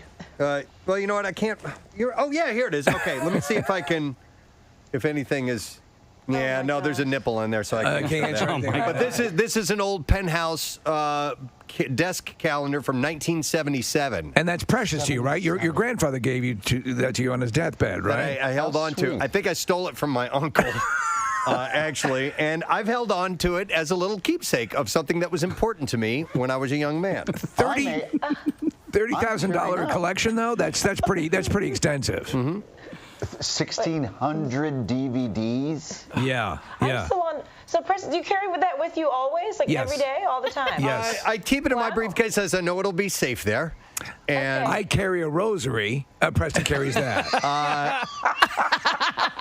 And in case I happen to be staying somewhere that doesn't have any Wi-Fi, then I've got, Yes. Okay. Just thinking ahead. That's what you call a bug-out kit, right? That's exactly it. It was important to me. Absolutely. You don't know where you're going. What if he brings a sat phone and pornography? I used to have like... We and you remember We? Absolutely, Gallery, all and, those magazines. classic magazines. Would I put them at $30,000 though? $30,000. I mean, that's an astonishing collection. Some of them are collector's items. I assume. So yeah.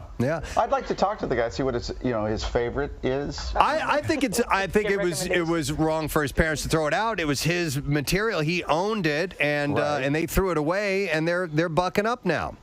So I'm all for that. Way to go, Judd.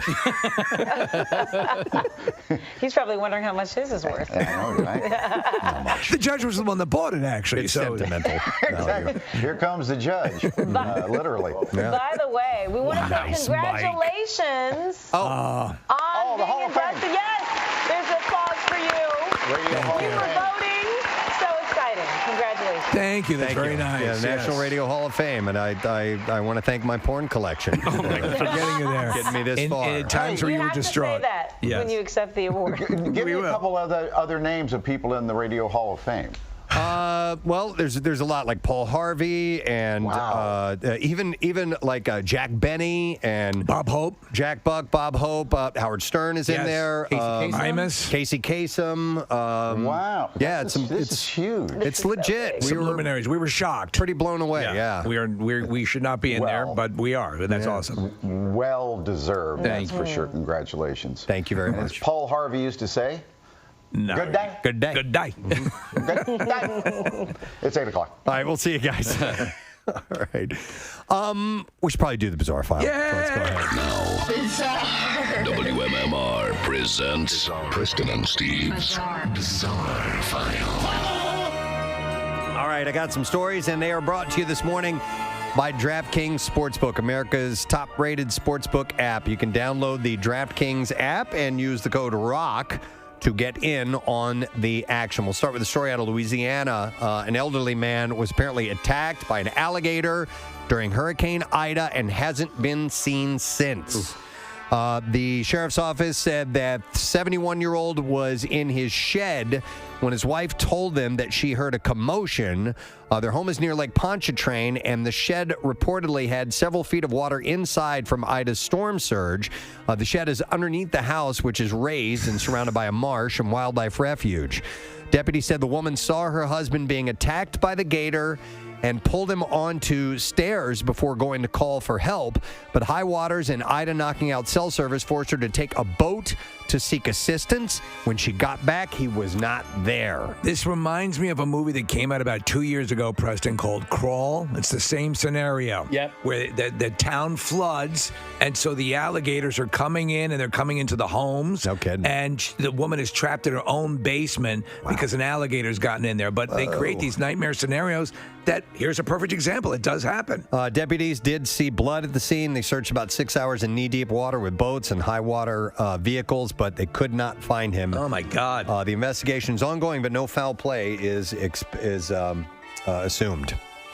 Police have issued an arrest warrant for an Ohio man accused of assaulting an MSNBC reporter who was covering Hurricane Ida in Gulfport, Mississippi during a citywide curfew. So this guy had pre-existing stuff out on him, and he decided the best way to stay low-key was to approach an anchor during a live broadcast. Yeah, national television. Yeah. MSNBC and NBC correspondent Shaquille Brewster was accosted on air during Monday's coverage by a man who pulled up by the beach in a white truck and ran toward the crew, shouting. The Gulfport Police Department issued a statement Wednesday identifying the suspect as Benjamin Eugene Dagley of Worcester, Ohio. Arrest warrants were issued charging him with simple assault, disturbance of the peace, and violation of an emergency curfew. Now, Dagley may also have violated his probation by traveling to the area. He's on probation for a previous charge in Ohio. Gulfport police believe that Dagley is no longer on the Mississippi Gulf Coast and is traveling in a white 2016 Ford F-150. Police asked anyone with information about his whereabouts to contact their local law enforcement. Brewster had kept his composure and continued reporting while the man was harassing the camera crew. However, moments later, the man was seen running up to Brewster and shouting aggressively in his face what sounded like, "Report it accurately." Okay.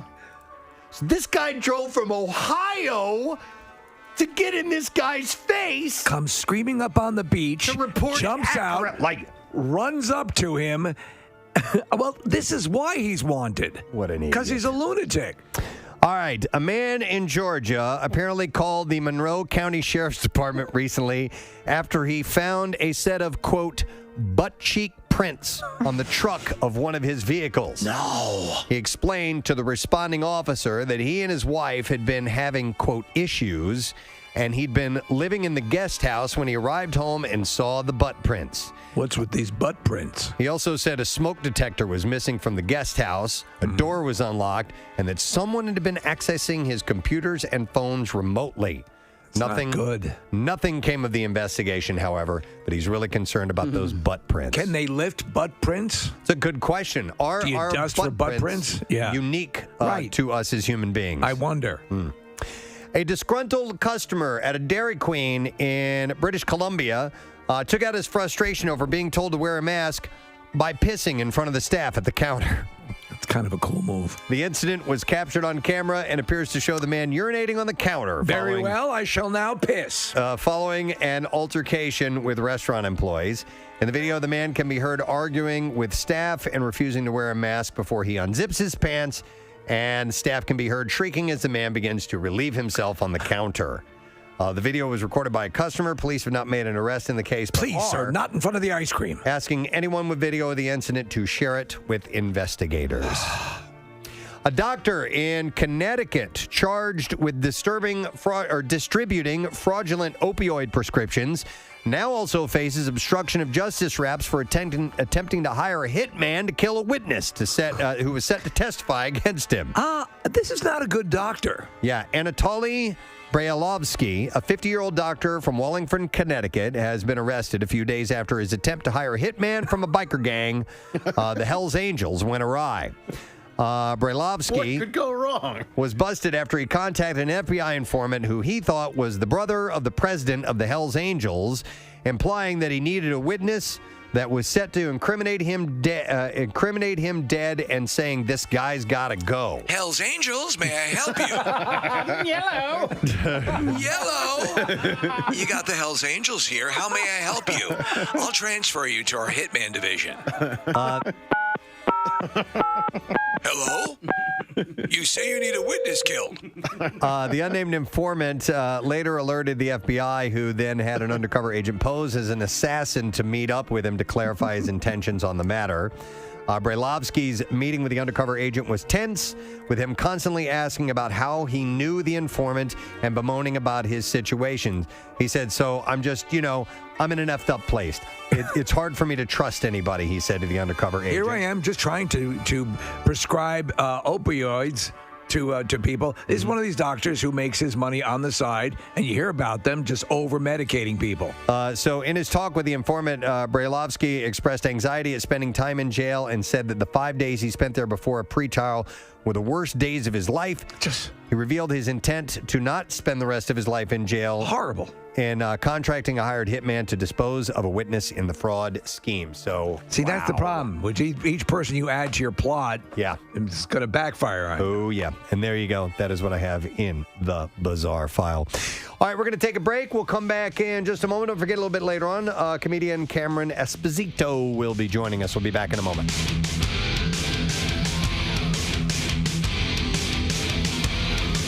Preston and Steve on 93.3 WMMR. The Preston and Steve small. What does this mean, just quickly? You've got this. The reaction so far has been tremendous. Everything sort of stopped for the Snyderverse. Do you think HBO Max, do you think we are seeing perhaps the potential for allowing you to complete your longer game in this? Listen, I mean, I don't,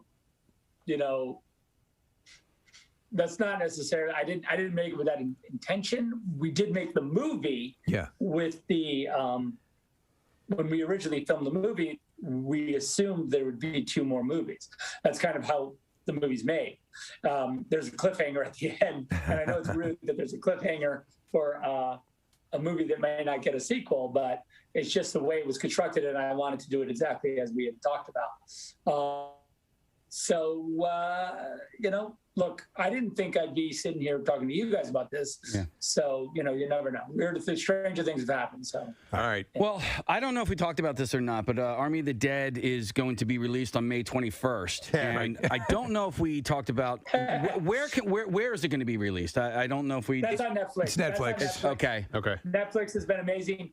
You are going to get, trust me, you will know where Army of the Dead is playing and what it's about. Netflix does not. They do not play. Yeah. They like to advertise.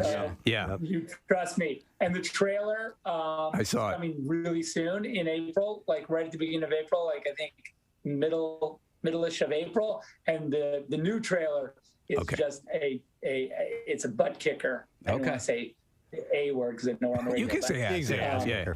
Yeah, and I would say ass kicker. Well, then it is a ass kicker. I do want to thank you again for joining us this morning, and then also I want to thank you because when I was texting with you the other day, my son was next to me, and I go, hey, I just got a text from Zack Snyder, and he was like, no way. And so I looked really, really cool, and he was like, tell him I said hi, I'm a huge fan, so I did. And then you texted back, and then I promised him I would say this.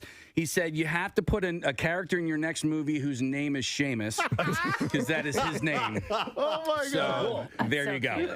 There we go. There you go. It's super Seamus. Yeah. Oh, my God. My son's name is Ben, if you want to toss that in. No. Leave Zach alone. Soon he's going to be doing shout-outs. Yeah, so it's right. Well, listen, Zach, thanks again. It's a big day for you and also for AFSP, like you said. People bring awareness to that and suicide prevention and getting therapy and for people who need it. So we appreciate the time. Yes, Casey? Yeah, we do have information about that on our website. Okay, yep. It's located. That's If awesome. you'd Thanks, like to guys. donate, you can. Thanks, Our guys, for pleasure. putting that up. Great to talk to you, Zach. Good luck with everything and congratulations. All right. You can go check out Justice League on HBO Max, and I will talk to you guys later. Outstanding. Zack Snyder, guys. Wow. huge. Stoked for tonight. Yes. Or as soon as you gonna watch it today? I want to watch it straight through, and it's a tough thing on a school night. So I'm going to try. If not, it'll be tomorrow because I want to live and go into this world. I'm so damn excited. All right, we're going to get right into this with the story. I love this one. It's about the band Korn. So when it came time to choose a name for the band, they had considered being called Larry. Stop it. Larry. This is a great story. That was the name of their manager at the time, Larry, who had told them that they could not call their band Korn. Now, Jonathan Davis told Revolver Magazine that he responded, well, we're going to name it Larry then. And he's like, F you. And I said, look, it's either going to be Larry or Korn. You effing pick it. And once they decided on a name, Davis said that the logo, this is interesting too. Which is the K? Well, it's the name, Korn, drawn out. The logo came about when he grabbed a crayon and wrote Korn with his left hand. Oh, there you go. Gosh. And got all jaggedy. And that's it. Yep. Look at these people who spend millions of dollars on highfalutin graphic artists. Yep.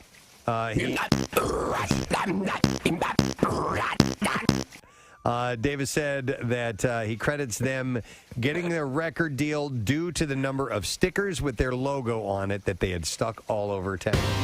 We had to share this little story. So every evening at 6 o'clock, we do a quick conference call with us, with the members of the show, just to see where we are in preparation for the following day's show. If there's anything notable that we need to be aware of, interviews and so on.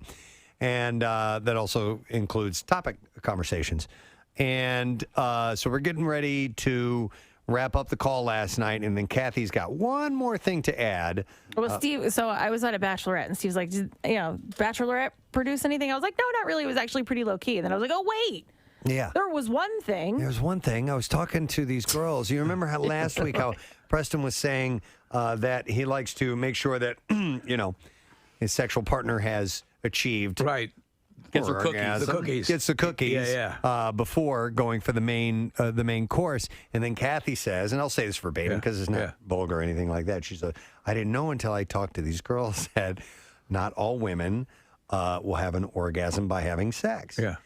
And so we're like, "Oh, okay." And then all of a sudden, you hear Casey go, I guess I should have told you guys that I'm in the car and have the Bluetooth on, and Seamus is sitting next to me. Well, I also brought up something from another conversation we're going to have about the wall sitting. Yes. Oh, yeah. And but even that was more benign. I just I was sex, orgasm, like just all the words. All the words.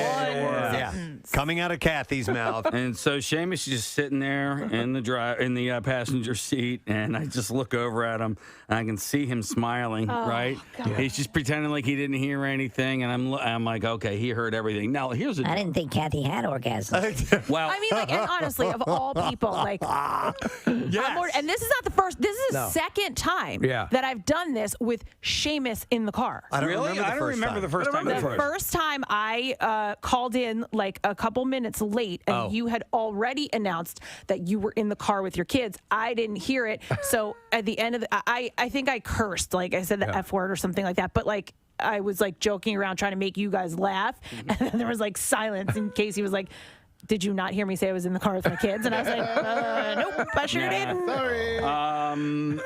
Here's the deal. I don't even know if he knows what that O word is. Yeah. All the other stuff, I'm sure he knows all about. Right. But the main juxt of the conversation, the gist, whatever. Yeah. I sound like anyway. The main gist of the conversation, it being the O and women not getting to that. Yeah. I don't even know if that all that stuff could have gone over his head, and he probably was looking that word up. Yeah. How old is he? He's in 8th grade. Maybe. I don't know. Yeah. But the kids have the internet these days. Yeah, those kids. Yeah, And their well, internet. if not, he knows now. I'll tell you this, though, that's something that I've never had to deal with because it's just my wife, or we're transporting pets in the car. But it's such a common thing. There's no way that doesn't happen all the freaking time. Yeah, Shell and I instituted a standard greeting, which if you're in the car and Rochelle says it to me, she goes, "Hi, you're on speaker. So and so is in the car with me." Like that's the first thing that comes out of her mouth. Say hi. Yeah. Now, in my defense, when I joined the call, there was already a conversation going on, so I couldn't bust in and go, "Hey, by the way, I'm a speaker." I just normally it's okay. Like the majority of our calls It's pretty benign. it doesn't get that detailed or graphic. But when you're all worked up and horny, it comes through. Apparently I needed to. Kathy's all horned up. Well, Casey a couple of weeks ago suggested maybe we do, I forget, it was like Zoom call or FaceTime or something for our conference calls. And I was like, I can't do that because my phone is always on speaker, like when I do the conference call, because it's dinner time and, we're either cooking, cleaning, like whatever it is. And Jace is always there. And when I feel like, sometimes there'll be like a curse that slips, I'm like, and I gotta quick get the phone and put it up to my ear. Yeah. So whenever I talk to my buddy Jeff on the phone, you're pretty sure that the conversation is going to go to an NC-17 rating. Right. So we always will go, are you on speaker? Are you alone? Or whatever. Right. I mean, but with our conference call, and also my kids are older now, so it's like, but when they were children, it was like, hey guys, by the way, I got the kids in the car. Well, for me, it's like my a Christmas story. We heard all that stuff from my dad, and so it was all part of the deal. But we never received calls through Bluetooth in the car. Yeah. I was in the back seat when my dad was driving. It was something that didn't happen. Did anybody see the South Park quarantine special? Yeah. Yes. I watched it with my son over the weekend, and the last 5 minutes of it, there is a giant phallus that Mr. Garrison is carrying back into town. And my son, who is a little bit older than Seamus Casey, could not stop laughing. But he was laughing so hard that he was like holding the pillow in front of his face. So like we dance around the topic, but the older he gets, the dancing just becomes less overt. You're just like, all right, that's fine. Like he knows you don't want to be the person. I don't know. You don't want to be like overt about it, but you also know that he knows. Listen, I've told my, and I say this time and time again. Listen, my kids are going to hear this stuff in the schoolyard, which is fine. Right. I don't want them teaching this stuff in the schoolyard. There's a difference, right? So you want them getting shed talks. No, but at the same time, with the whatever they're watching, it's like, all right, there's that weird fine line between condoning and encouraging. Yes. And so I don't, like, my son is now watching clips of The Family Guy, and he's getting such a kick out of it, and I hear him cracking up. And At the my dirty wife, parts? Probably. I don't know what he's, but my wife's like, it's not appropriate for him. I'm like, well, I know what I watched when I was 13 years old. I think my like with my situation, my dad just got tired of trying to restrict it because and then my mother just sort of gave up. We tried, and and we were fine, but a lot of the stuff just went over our heads, and then eventually it was like somehow I just remember knowing about it. I forget exactly where I became aware of it. It was a combination of both the schoolyard and my dad. Yeah. I've got my two olders. They can say whatever they want to. Right. It's free reign now. I mean, they're 20 and 18. Right. So. Yeah. whatever. And they will say stuff in front of my 13-year-old. So it's everything now is on the table. Is on the table, except for like graphic sex or anything like that. You know what I mean? So you can. I love when parents say, they've heard everything. You know, when they're talking about their kid who's a toddler, he's heard everything. But no, they haven't. He may have heard all the words, not in a specific order though. Yeah, which can make it very graphic and dirty. Well, like Chuck D'Amico, right? So Chuck D'Amico is part of our pod. I work with Chuck, and then so my kids and we see each other on the weekends. Chuck D'Amico says things that are like, I was like, I would never say that in front of my kids. Yeah. And he says it in front of my kids. And I'm like, well, I guess this is just where we are now, you know? Like, Wait, Chuck says stuff in front of his kids that you wouldn't say in front of your kids. He says it in front of my children. He says it in front of my like children. What? All right, so for instance, we were playing... Using your mouth on a donkey? No. Is it Scattergories? Yeah. We were playing Scattergories, right? And the things that are round came up, and the letter was T. And he said, and I'll just, so he said tiny toddies, but it wasn't toddies. Right. It was, boobs. And I was like, and like... You were like, we don't say that. That's 2 points, man. You also, I know that, but you also have to remember, I also have I have the youngest of everybody, too. Yeah. So my 6th grader is there. My 6th grade daughter is there as well. That's so not appropriate. It's not. It is not. So what you're saying is he's a bad dad. Well, I'm saying he often forgets, and that we all have different parenting styles. So he might have said that in front of his 6th grade daughter but she's a sophomore in high school now. So there's a difference. And you lose track. When he did that, my wife and I looked at each other like, do I say something? Well, I'm saying something to him now. Don't say stuff like that in front of my daughter, right? Don't say stuff like that in front of my 11-year-old daughter, my 11-year-old Catholic school daughter. All right. Okay. All right. Kathy, don't talk about orgasms in front of my son. But I didn't. Unless you're going to teach him how to give one to a... Oh, God, stop it. Dear Lord. Stop. We are crossing no, I don't want to territories. Yeah, this isn't good. By the way, I just jotted down, I need to watch South Park movie with my sons. I don't think we've ever seen that. And that gets as dirty as you can possibly get. And watch this quarantine special because it's pretty damn funny. Okay. And there's a huge phallus in it at some point? Yeah. Because there's a little one in the South. By the way, Casey has brought something for show and tell this morning. He did, and we were intrigued by this. Actually, you know what? I would love to do show and tell with you guys sometime. We just bring something. We should do show and tell. Let's do it next week. It was so much fun in grade school. Yeah, it was. Yeah. We should. Yeah. Some interesting object, and you bring it in and you tell the story. Do you want to know how much school has changed? One day for show and tell in elementary school, I brought in a Civil War sword. I'll tell you 2 things I brought. I've told this story on the air before. I brought in a bayonet one time, and then I brought in an old incendiary bomb from the Vietnam era. Really? I bought it at an Army surplus store. And they were selling incendiary. Steve, it was orange. It was about 2.5 feet long. Jesus. It had a firing, a mechanism. You would take it off that would make it live. Obviously, it was, right. It was deactivated and everything. But I took a bomb to school. Yeah. Remember, to show it to them. They've expelled kids for chewing a gun shape into cheese. Yes. Right. You were bringing in a bomb, and I was bringing in a sword. Yeah. Rather than look at it and say, "Wow, things have really gotten lame now," I look back at it and go, "How freaking stupid were we back then?" Yeah, you know what I mean? I know. It wasn't show and tell, but we had to do commercials when I was in 6th grade, live commercials in front of the class, and this group of kids did commercials for Doritos. But they brought in to set the scene beer. And cracked open beers. They didn't drink the beer. Yes. But, dude, I mean, full on, cracked the beer, poured it into a cup. It was a different time. I don't know what I would bring. Think about it. And if we can all get something together. I could definitely get something, but I don't know. Let's do something for show and tell next know what week. it'd be. I think it could be fun. All right, so Casey. You have to do it for show and tell. What do you have? Okay, so I have this thing. I don't know what it is. Okay. I don't know what it is. We were on the conference call last night, and I was about to throw this thing away. And I've been about to throw this thing away like 4 times already. Right. And but Kathy, I don't know what it is. And I'm afraid that there's going to come a time in my life in the Do you not have too the distant, thing? I do. Yeah. Not too gonna need distant it. future that I'm going to need this thing. but I don't know what it is. It showed up in my driveway one day, and it's this. Okay. Okay. So for anybody listening right now, if you go to our Instagram page, there is a video of me showing this thing. So, and if you don't have time to go to the Instagram page, Preston will describe it. Yeah, it's about 3 inches tall. It looks in the shape of a bullet. It's black plastic.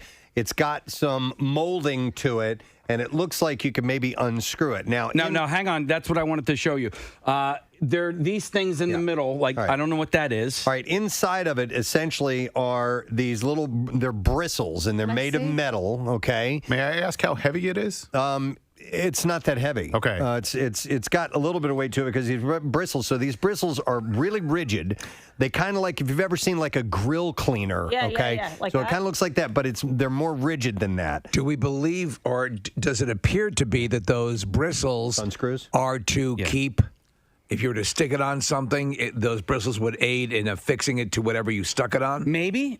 I thought at first maybe it was supposed to be the top of of an umbrella or something like that. But then last night, as I was getting ready to throw it away, I realized that this comes apart, and it's got this thingy, Preston, if you can describe that. That almost looks like the wick of like a citronella candle. Yeah, exactly. It does. It looks like a wick, but this is also metal. This is that. Oh, is it? Yeah, this is it's almost like steel wool, but much more rigid than that. So this looks like some kind of cleaning device or something, Casey. From the other side, it looks like a really painful fleshlight. Yeah. Yes, because it would carve your junk up like nobody's business. So you guys don't know what this is either. I've never seen it. I have no idea. So our phone lines are lighting up like crazy. All of them have. I think we might know what this is. With the first caller calling in. I don't even know what that is. I do, and you will once he explains it. Okay. All right. So let me go to Rich, see if he knows. Hey, Rich. Good morning. Good morning, boys. How you doing this morning? Good, Rich. So lady. did you see the video? I did. We're driving. I had my wife look it up real quick. I knew exactly what it was the second you pulled it up. All right. What is it? So it's a battery post and terminal cleaner for your car battery. Your car battery. That makes sense. Okay. That makes complete sense. Yes. Yeah, okay. So the part with the bristles, like the whole part, you put over the top and you use it to twist, and it cleans all the like battery acid and rust and stuff off of it, and then use the other part to clean out the center of the terminal. Okay, so where you would connect a jumper, if you were to remove that connection onto that battery post, you could use this to clean that off because sometimes there's some corrosion on there. Right. Yep. Okay. Excellent. Thank you, Rich. We mystery solved. Yes, that was amazing. easy. We'll send it to you, Rich. We appreciate it. Yes, you won it. You won No it. problem. For getting that right. Take care. Casey, why? Where? I don't know. I don't know. Where did you find it? It was in my driveway. So it's not even yours. Right? Is that what- I guess not. Is there some sort of good Samaritan who delivers these things to the people of the neighborhood? The battery terminal fairy? It's the battery guy. Yeah. Johnny Battery Terminal Seed. This is not only is it like it's not even yours. I It would can't have, be mine. No, but I would have immediately thrown it out. Like if it was something in my garage and I was like, well, at one point this was purchased and we need this, so I could see that. But it was in your driveway. Like, it was in my driveway, so I didn't know. Casey's fear is like at like midnight, Kathy, he gets a call. Do you have it? What? Well, It's left in your driveway. Do you have it? To be honest with you, Kathy, I was worried that it was like part of my lawnmower that I didn't know, I know or what it was you're talking part of about. my snowblower, or This black SUV pulls up with the lights out front. Come out of your house. Yes. Is it safe? How close were you to actually throwing it away? Like, had your hand reached over last night while I was on the phone. You know, like, dude, careful, man. well, don't put your finger in there. Sorry. We're men. We do this stuff. While we were on the phone last night, I actually had it at the top of the trash bag, and it jostled a little bit, and I hadn't jostled it yet, and I was like, hang on a second, this thing unscrews, and that's when I said to you guys, because we were about to finish the conference call last night, we were about to hang up, and I go, guys, I have this thing, you know, that I don't know what it is, and I was about to throw it away. I'm like, I bet you that's a couple of bucks at like a Pep Boys or something. yeah, but I was like, you know, I don't know if there's a topic here or not, and you know, who knows? Maybe there's maybe. You should start collecting them now, Casey. Yeah. Oh, that's going to be my thing. My battery guy terminal. Casey's like in the supermarket. Yeah. Hey, how are you? Do I know you? Yeah, you know me. We posted this on thing. on You Instagram. have the thing. We posted this on Instagram 4 minutes ago, and everybody that's commenting has figured out what it is. So Casey's sitting in a restaurant and he notices that everyone's looking at him. If you work in the automotive industry or if you're in a garage, that might be a common item. How did that end up in my driveway then? I would endeavor to say you probably have very clean terminals at home. Maybe it's like in the Middle East where throwing a shoe at someone is an insult, and someone is sending a message to you. Or Casey. like They're throwing the battery terminal cleaners at you. In Israel, they put stones on graves. Yeah. Maybe this is a tribute to you. It might be. Or maybe you're the Oscar Schindler of your neighborhood. It's an honor. This is a warning. It's either an honor or a warning. Yeah, your battery's nothing in running between low, those buddy. two things. Wow. I saw this story. I don't know if you guys caught this or not, and I wanted to see if there was any resolution to this, but there was a tweet out of I forgot which police department it was, but at Bustleton Pike and Street Road, at a Wawa, a police officer just found a random coffin that was sitting out. I saw this. This is very weird. Incredibly weird. And I didn't know if anybody ever claimed it or if the police ever found out who left it there, or I just heard the lost tease. it, or whatever it There's no was. more to the story, There Preston? was nothing inside the coffin? It was an officer, Lower Southampton Police. Steve Keeley tweeted it. Okay, the coffin was filled with terminal cleaners. One white coffin with brass handles and piping. And then they give a number for the Lower Southampton Police. If the Lower Southampton Police could call us and give an update on that. At a Wawa. That would be really cool. And it was found at a Wawa. Marissa, They do you believe have it something? fell off of a truck. Oh, okay. It sort of fell off a truck. Yeah, right. Right. The delivery driver got all the way to North Philly before he realized it was gone. Okay. All right. So it's it's full of stereo equipment. You know, I didn't know the term fell off a truck, and I was asking somebody where they got a particular tool or set of tools, and they're like, "Oh, it fell off a truck," and I was like, "Oh, no way!" I'm like, "That's because it was like a chop saw. It was a really nice miter chop saw." I was like, "That's amazing," And it didn't get scratched or anything. That fell off a truck? No, it fell off a truck, you moron. And it didn't break or anything? Uh-huh. I think It fell off a truck. I think in that same town, it says 7 years ago, officers discovered that a body had fallen out of the back of the coroner's vehicle, landing in traffic. No damage occurred to the body in the case, and they were just transporting. Well, now they have a the body. coffin. Wow. I hope they kept it on ice. I wonder if people thought maybe, God, they're starting their Halloween thing really early. Yeah. You know? This is a good setup. Right. A full coffin. Yeah, we're looking at a picture of it, Preston. I wonder how damaged that was, man. Those things are expensive. They're incredibly. What do they run? Like a couple of, like $4 or $5 grand, right? I was watching something recently. I don't remember what it was. Doesn't matter. And the guy died, right? And then they put him in a really fancy coffin. He got died? He got died. Okay. Yeah. And then they put him in a really fancy coffin, and then he got cremated.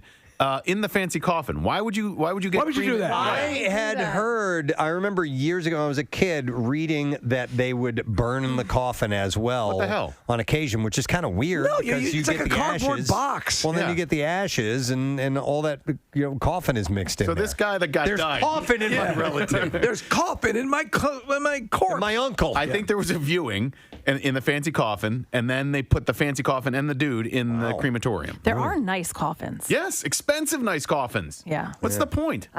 What do you? Dead. Does Target carry them or? No, but I mean, listen, I could say when I see a nice one, I'm like, oh, they spent the They money. spent got a little extra. They got a nice coffin. The notion of cremating a coffin like that, in fact, Yeah. I think there are chemicals and things that are released smoke-wise that you have to be leery of.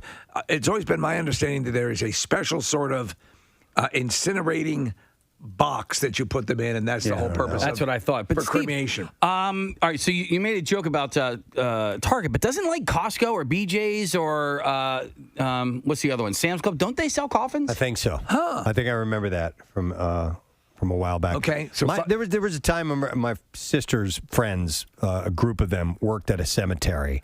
And they were like, they were the grave diggers. They did the maintenance work. They dug the holes. They did that stuff.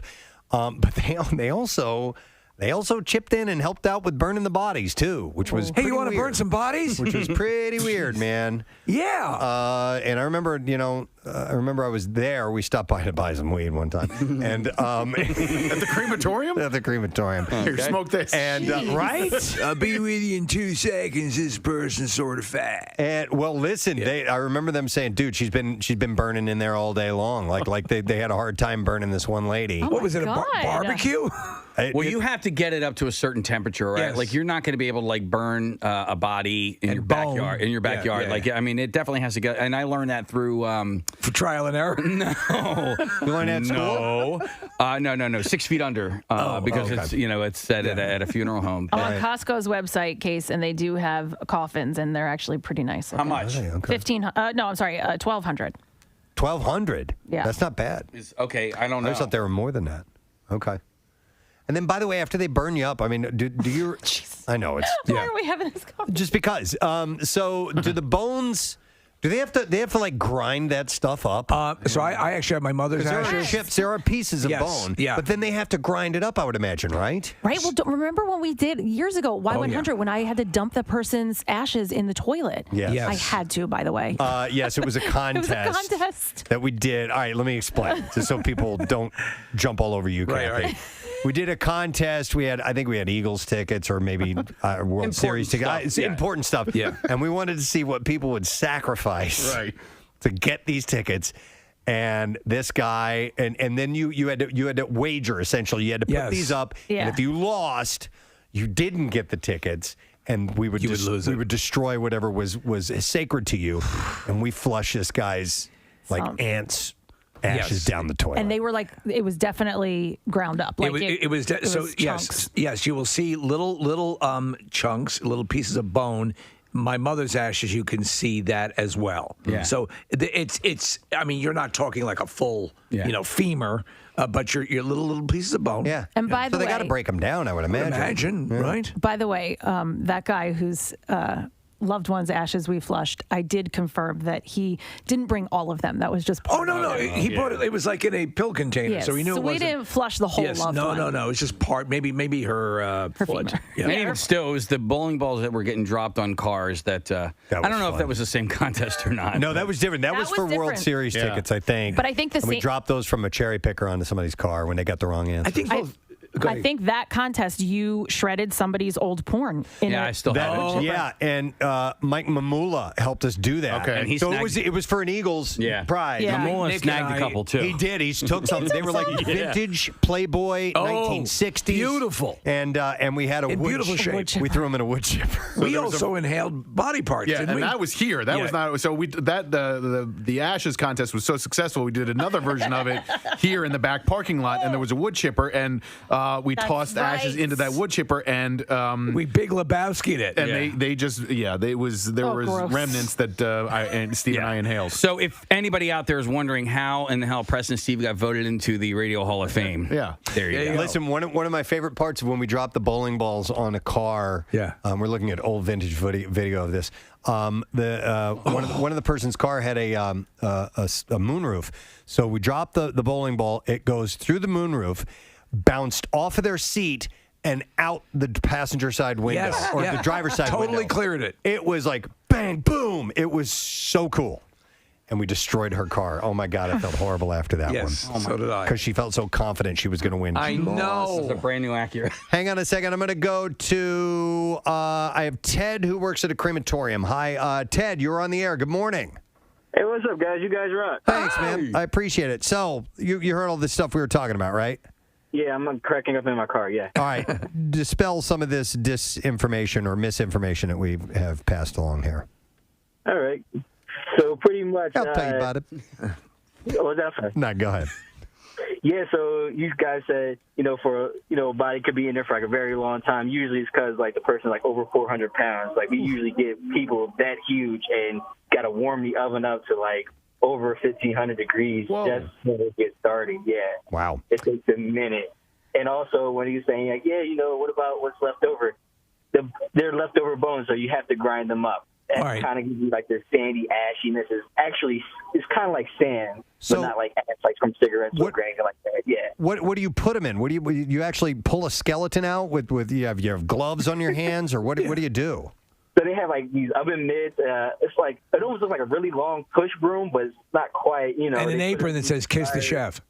They like go to the back and pull them forward underneath his fire, and the fire pretty much breaks it down. Okay. To the point where it's like the bones will kind of crack and break on itself. Right. And they scoop them all. There's a little retention container that's at the bottom of it, and they pull it right into there. And they make sure they go in with like kind of like a broom to get the rest of it all into there. Yeah. And then there's a grinder in there? Not in there. They just take it out, cool it off in the fridge in case they just came out. Yeah. And then they have like this whole little machine that just does that job. It's like a big blender, pretty much. It's like a big blender. Okay. Okay, so pulverizes that way, like an industrial mixer. But so obviously you're sweeping out all of that excess, and then you pulverize it down to a more fine powder, right? Exactly. All right. Are they naked when they go in? It all depends how you find them. All depends how you find them. Are you just burning random bodies, or just people? How they come to the morgue? Yeah. So sometimes you ask, like you mentioned the coffin idea. There are specialized coffins where you could just put them in that because the lacquer and everything. Yes, that is a worry. That's why they don't do it that way. So you probably have people in suits, have them in hospital gowns, the last thing they wore. Or sometimes they're in a body bag. I got Okay, I wasn't curious because when you said you found them, I'm not talking about like unclaimed bodies. I'm talking about people who have a very specific, we want this person. Unclaimed bodies. They can ask to be buried. I didn't know, or you can request that they do it naked. I guess I don't know. Yeah, sometimes you can request it, but like I was saying, because like I also pick up, so it's just like we go down to morgues and everything, and if they did autopsies, they're not going to be closed. If we find them at home, let's say person unfortunately passed away in the bathroom, we got to go pick them up. Right. And they might be on the toilet. It happens. So you cremate the toilet. Cremate the toilet, yeah. Let me ask you, and everyone I'm sure asks this question: do you know if they ever, when it's empty, pop a pizza in there or something? Oh my God. Jesus. Funny you asked. A little kid asked me that not too long ago. They say, "You putting grandma in the pizza oven?" Wow. And the parents just said, "Yeah." If they're naked, you ever seen anybody with really big junk before? All the time, man. All the time. Yeah, sometimes you just can't help but to look. Right. Okay. Hey, listen. I would peek. I got it. Why not? It'd be part of the job. Thank you, Ted. No problem, man. Thank you. You guys There's rock. See you, man. Appreciate there's a YouTube channel called Ask a Mortician, and it's got 1.6 million subscribers on it, and she dives into what happens when the body is cremated. She's local, isn't she? I have no idea. But there's a part of the video, 20 minutes into the cremation process, the abdominal region, jets of liquid may spray out of the body. So what happens in that oven, what happens in the cremation during cremation is it's physics, it's chemistry, it's biology. Hang on a second here. Scott says something that's interesting. Hey, Scott, good morning.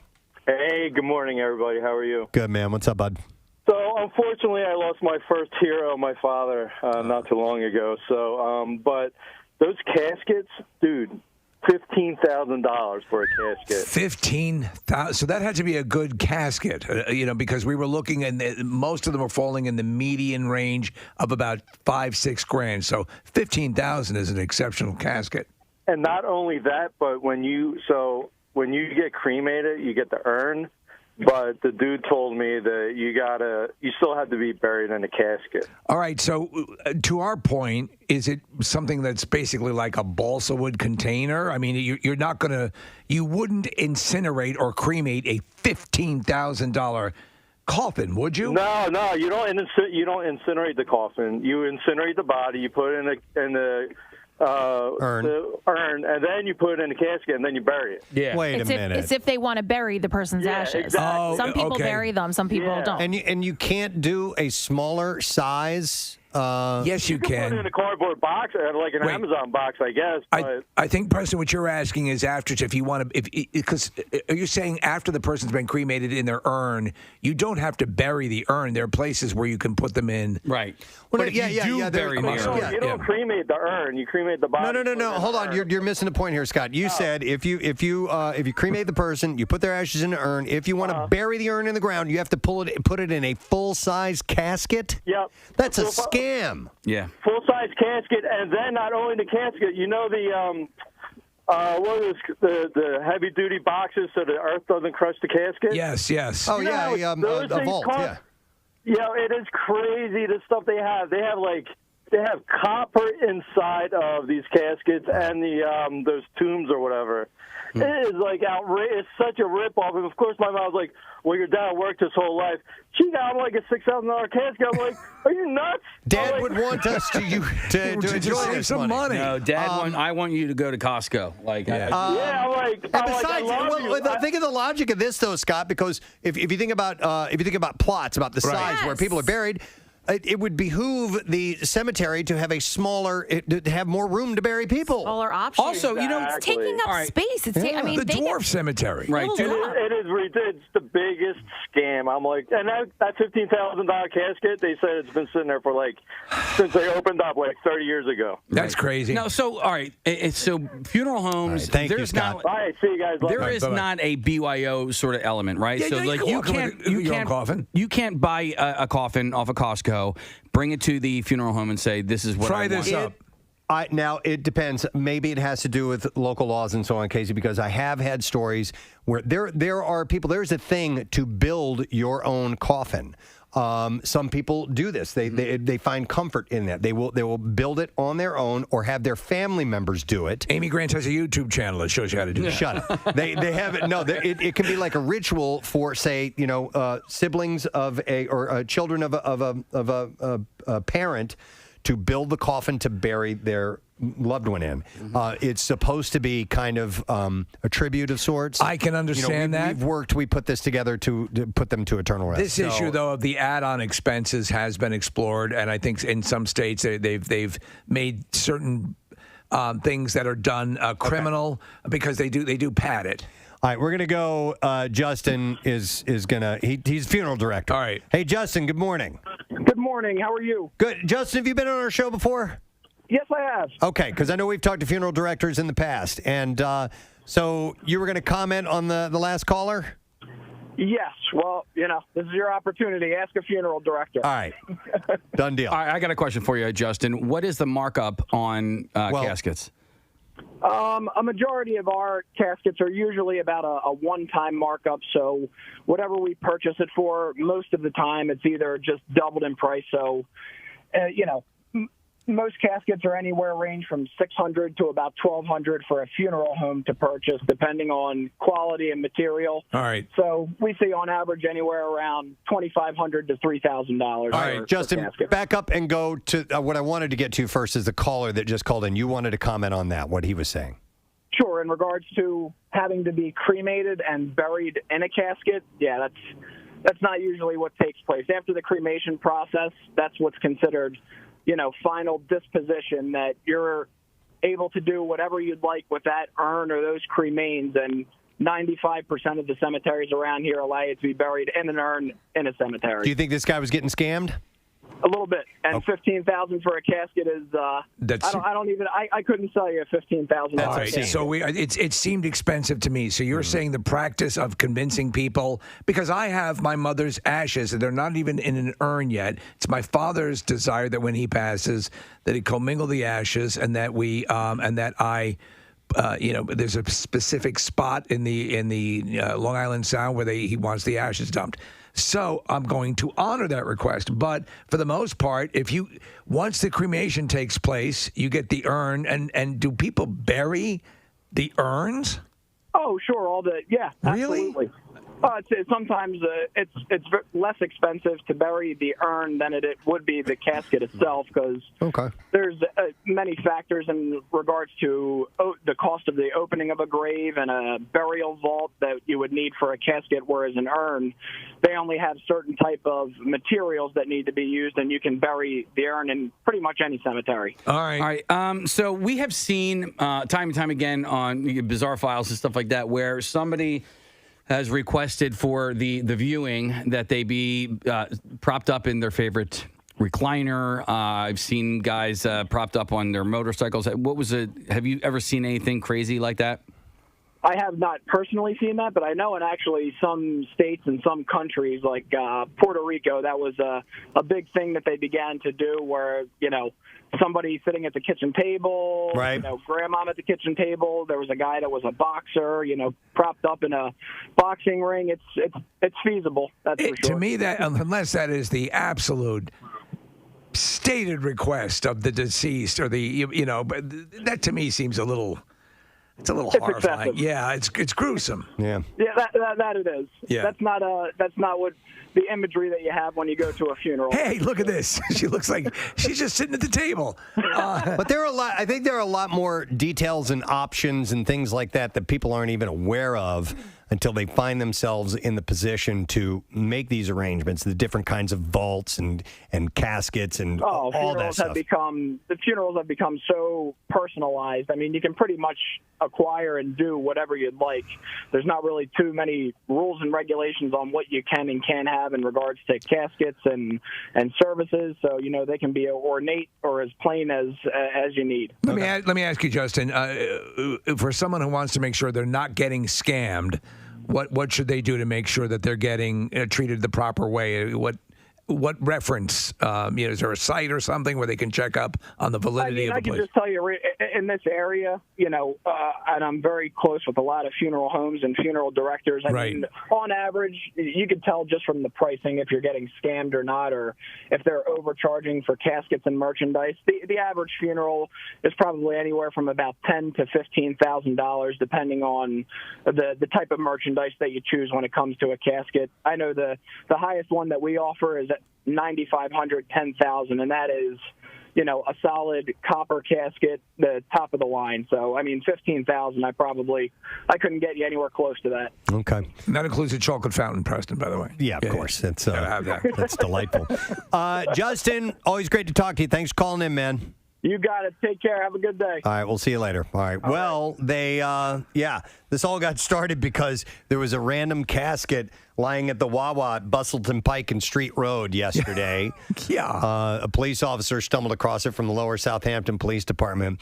And they apparently tracked it down. It had literally fallen off of a truck. That might be part of the new promotion because they have the new burgers.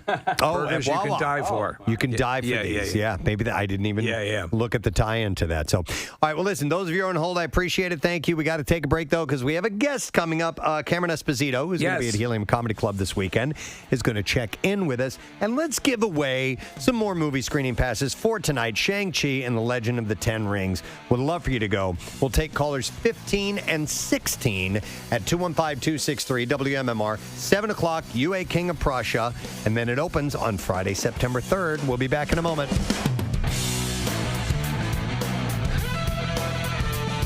Preston and Steve on 93.3 WMMR.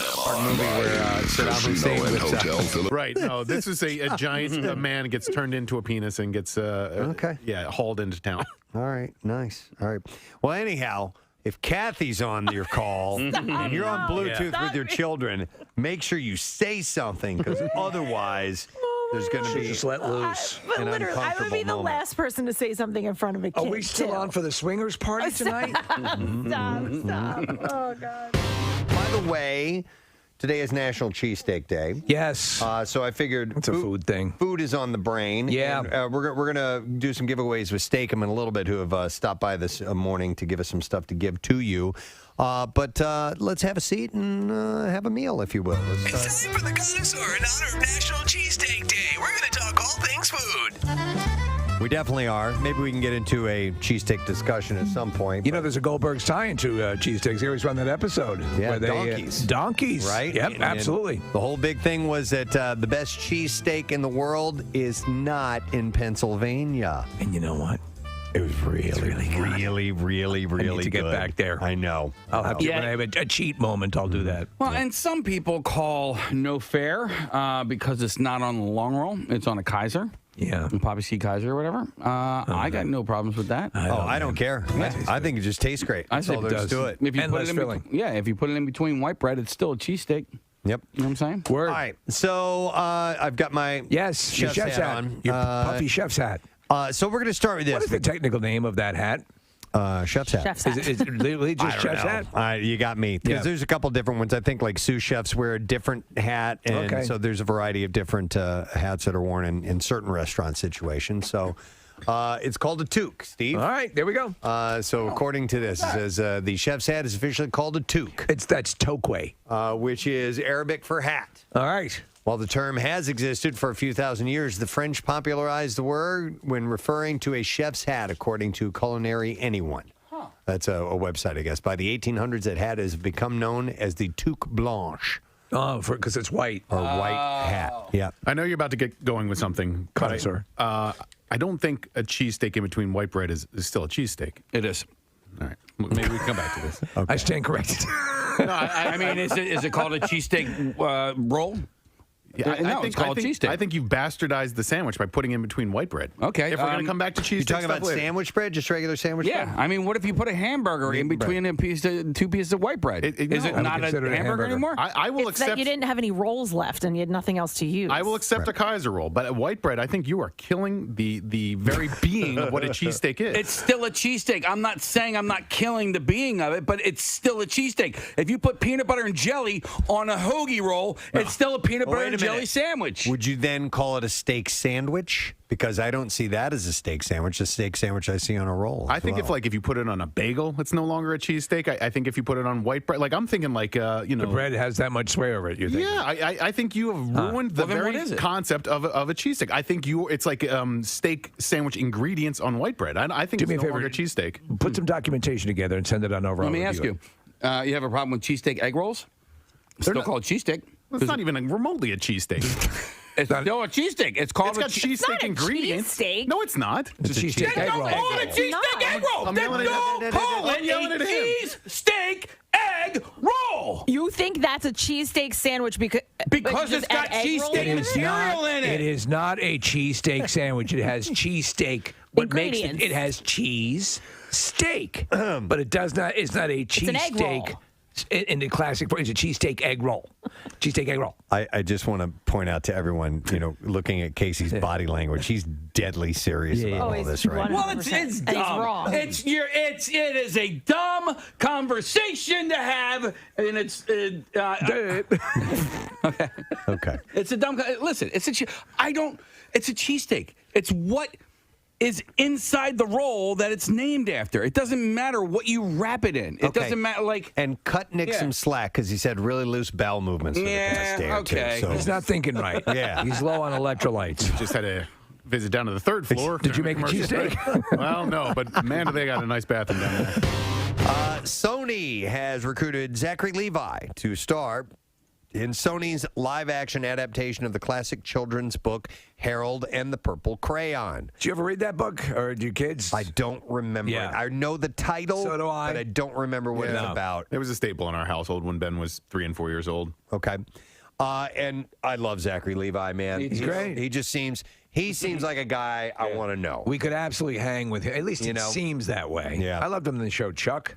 The story, published in 1955 and written by Crockett Johnson, tells the story of a 4-year-old who created worlds around him with his crayon. He is the voice of Flynn Rider, correct? He is. Yeah. Which is a far superior movie, Tangled, than Frozen. Yeah, I know you're a big proponent of that. Casey's opinion. Yeah. And I texted you guys about Flynn Rider last night. I saw that, and by the way, I was looking at the cover of Herpel and the Perilled Crayon And the hairy donut. Herpel and the hairy donut. Hey, I know someone named Christine Herpel, by the way. Okay. We do. We do. She's working at NBC. Not her first name, but Herpel. It's not. It's Meeston Moidy. Herpel. Herpel. I love Herpel. I mean, I'll let you guys laugh it out, and then I'll. It's hard. It's hard when it happens. funny. So, it's just there. And you got to get past it. So anyway, yes, Nick had texted over something about the fact that the people have voted that Flynn Rider is the sexiest Disney character ever. According to who? This guy, Kevin Sparrow, did a Twitter poll. I just think he's he did a Twitter poll. Yeah. Do you have any physical porn in your house? Just a little bit. From the old days. So that's a yes. I held on to just like in case of emergency. Like just in case the internet goes down. It's just for memory's sake. In case of Wi-Fi termination, break glass. I don't have any.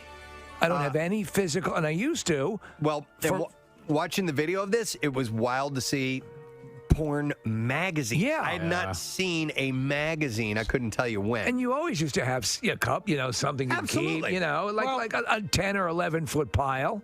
We still have a copy of Straight Stuntin', do we not? I think we do. But that's here. Yeah. I don't want to have to drive over here in an emergency. No, but I have a couple from my formative days. Okay. That I held on to. So it's nostalgia. Just for nostalgia. It's like that kid's book you wanted.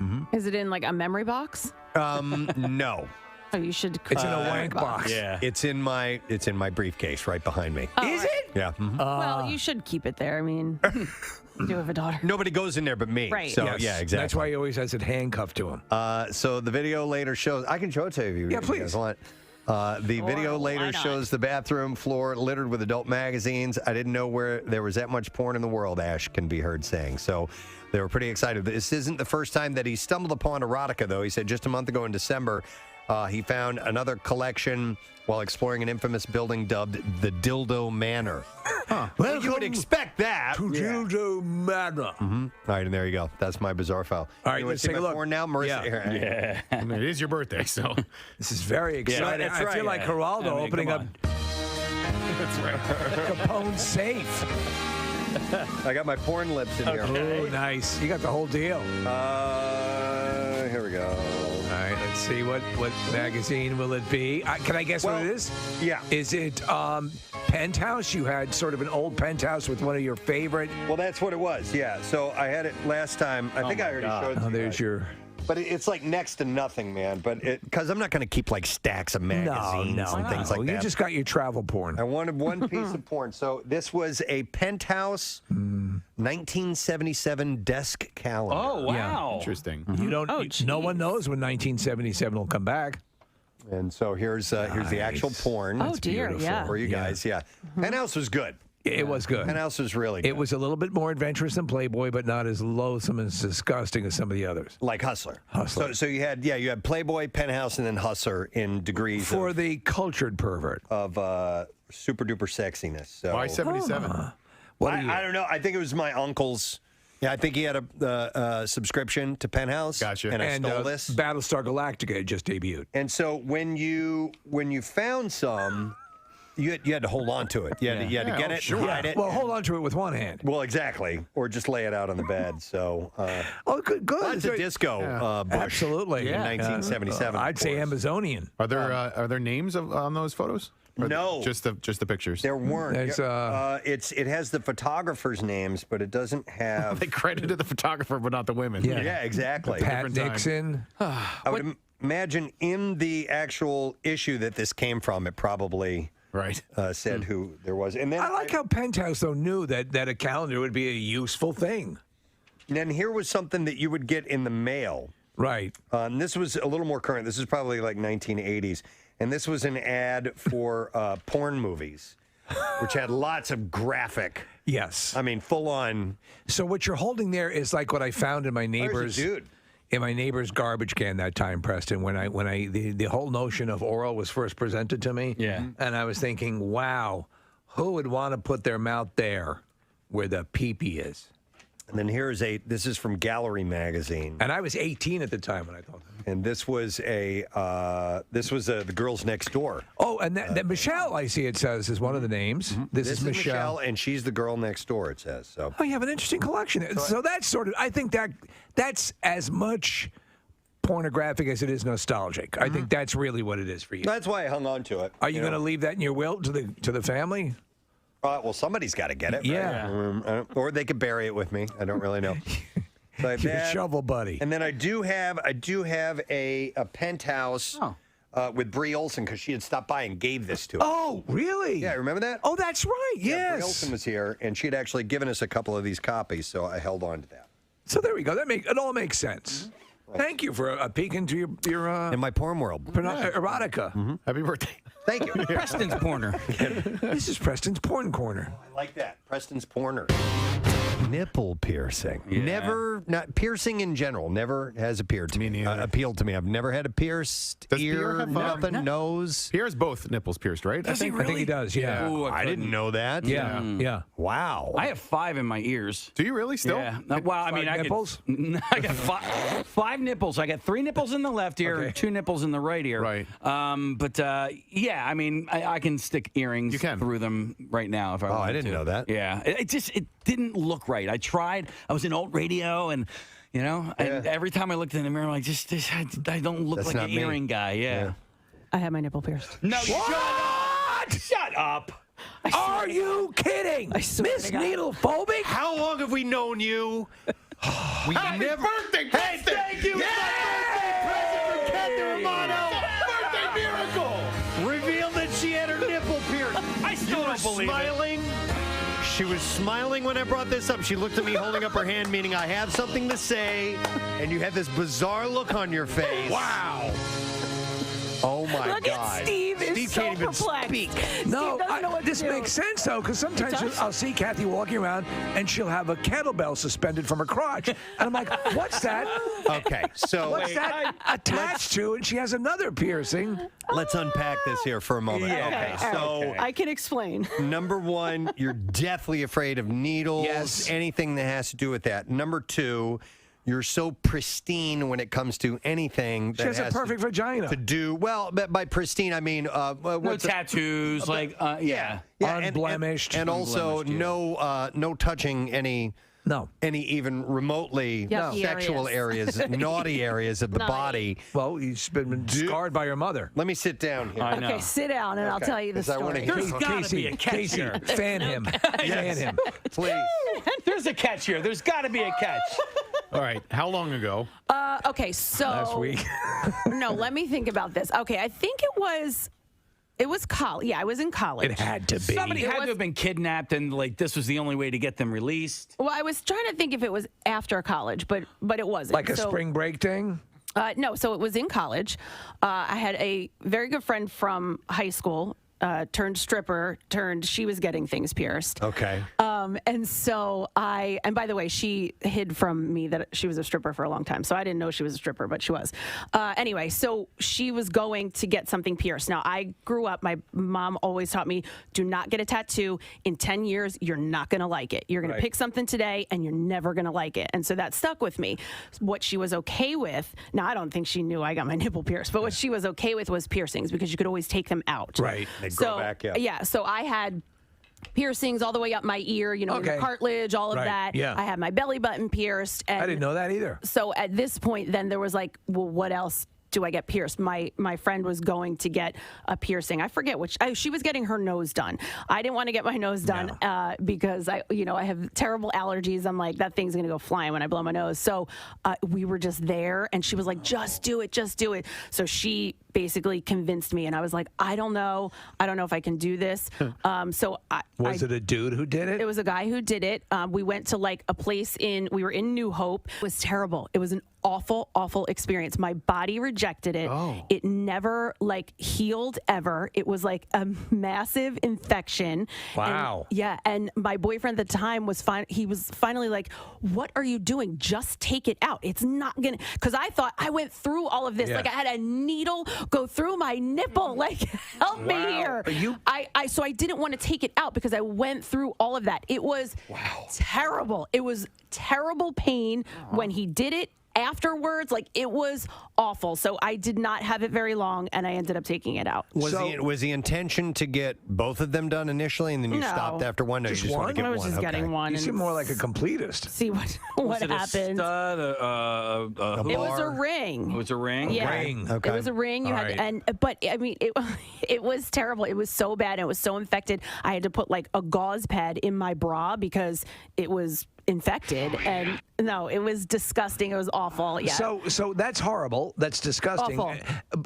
I have to imagine. Did you at least become woozy during any of these piercings when you're as needle phobic as you are? So the thing with needles and me is if I can't look at it. That's every time I have passed out because of it. I watched it. So I watched Jace getting stitches. I watched the needle go through his chin. Right. I saw the skin pull, and I was like, that was it. I was out. So each time I was watching it. So this obviously I didn't watch. I closed my eyes, turned my head, held my stripper friend's hand, held and your nipple out. Put my nipple out, and there we go. That was it. And do you have scarring to this day from so it? yes, there's like a tiny. You wouldn't know. Here, I'll show you. Come here. Come on. Let us decide. So we'll try to pick the one out. When You wouldn't know. It is a tiny little like spot. Yes, I can see it. It's on one side, but if you guys were sucking on my nipples, you would never know. If we're sucking on your nipples. Well, leave it to Kathy to make a story like that unsexy. Wow. So I don't know. It was pretty sexy. It started off sexy, and then the infection and the gauze. Yes. How many days or weeks did it last? It was in a couple of weeks. Like I said, I tried. I went back to the guy. He was like, here, gave me, cleaning and this and that and whatever. And it just like literally my body was rejecting it. Is that why your nipple whistles now and then? Every once in a while. Did your mom find out about this right now as well? Probably. Yeah, I think she probably found out. She's now. on the roof ready to swan dive into the parking lot. So how long total do you think you actually had it in? Nick, probably maybe a month or something, and it just was not getting better. And always painful all the time. It was so painful the entire time. It never healed. It was always painful. Did removing it hurt, or was it yes. really? Oh, really? No, hurt. And I remember too. I was in the bathroom at my boyfriend's house in college. It hurt so bad. Like college bathrooms, it was disgusting. It was so gross. And I was up there with my friend, and she was like, "That's it. We're taking it out." And we just, because remember the old piercer, or what they used to use. I don't know what they use now, but it had little balls on the end, so you had to screw the ball off so that you could take the hoop off. Yep. So it was like the whole thing was just painful. It was awful. Oh my God. All right. So the actual act of having it pierced, because I couldn't do it. It just seems like it would be so painful. It was awful. It was so painful. What did they use, like ice? Or people who say like, oh no, it wasn't that bad. No, it was bad. It's one of the more sensitive spots on your body. Yeah. I mean, Yeah. Everything. Yeah. So sensitive. And listen, here's the thing. Oh God, here's more info. My vaginal piercing. No, I never did that. But I don't have very. I can't believe I was saying. I don't have very sensitive nipples, so I thought, oh, okay, I can do this. Yeah, you know what I mean? Like I'm not like the girls who are super sensitive and are always nipping through their shirts. I've got tough as leather nipples. Yeah, not so much. So not when it was happening, did they get like browner or pinker or? I hate you. Somebody says call the guy in New Hope. He'll be able to answer the question. But I will say, they would take pictures of all of their piercings, and I was like, "Oh hell no!" I was like, "You cannot have a picture of my boob." I am floored right now. I am too, man. So floored. Well, we all remember Marissa's tongue piercing. Yeah. Remember when she removed that manually at home? I used to have the audio. The audio of that getting clipped off. Now that. When you initially got that piercing done, Marissa, how could that not hurt? Because I was on spring break and it didn't matter. No, but did I ever tell you guys a story about when I came home and my mom saw it? No. So it was Easter dinner. At first, I should say, as soon as I sat up, as soon as I got a pierce, I sat up and I went, ugh. My mom's gonna know I feel my tongue pierced because my tongue just swelled up and I couldn't eat for a few days. So it was Easter dinner. We're all sitting around the table, like an Italian table. So we're talking and laughing like 2 hours after dinner. And at one point, I just opened my mouth really wide to laugh at something, and the whole table's laughing, and my mom just stops. Oh, daggers. And she goes, "What's that?" And the entire rest of the table starts cracking up laughing because they have saw it hours ago. You know, my mom was probably cooking dinner and she didn't notice. So my mom collects herself for a minute and she goes, "Oh, okay, all right," and starts laughing with it. And then she goes, "Well, at least I knew about the other one." And everybody laughs more. My dad goes, "Wait, what other one?" Before I do my intro, okay, can you hear me, Amy? Yeah.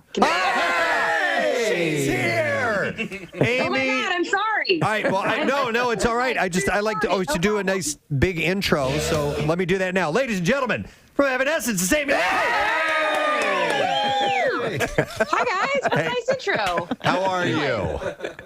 Good. Thanks for having me. Oh, are you kidding me? It's great. Listen, we had just played Better Without You. Leading right into this, and of course, it's on the album The Bitter Truth, which is finally out. And I wanted to ask you about that because you were talking about this album. I mean, was it done already, like in 2019? I mean, in the can and ready to go or close to it? No, not at all. Oh, okay. We really wrote most of it last year. Yeah, during everything. All right, then I had read that you had asked, you wanted people to hear it at that point, so I read something incorrect. Oddly enough, there was some misinformation that I found on the web. Weird. Yeah. Well, we started it a while back. You know, we'd been working in bits and pieces through 2019 in between tours. We just sort of started putting time aside when we were all together. We live all over the world. All over the country, and now we have a member who lives in Germany, Jen, who we've been away from since before the pandemic. She's been with us remotely on this thing since the first 4 songs, but we made it happen. We really did. It's such a believe it. Hallelujah. No, it's very cool, and honestly, the entire world has gone through a maelstrom of stuff. Obviously with the COVID and all that stuff. And then you guys have also, all of you at some level, been dealing with personal crises.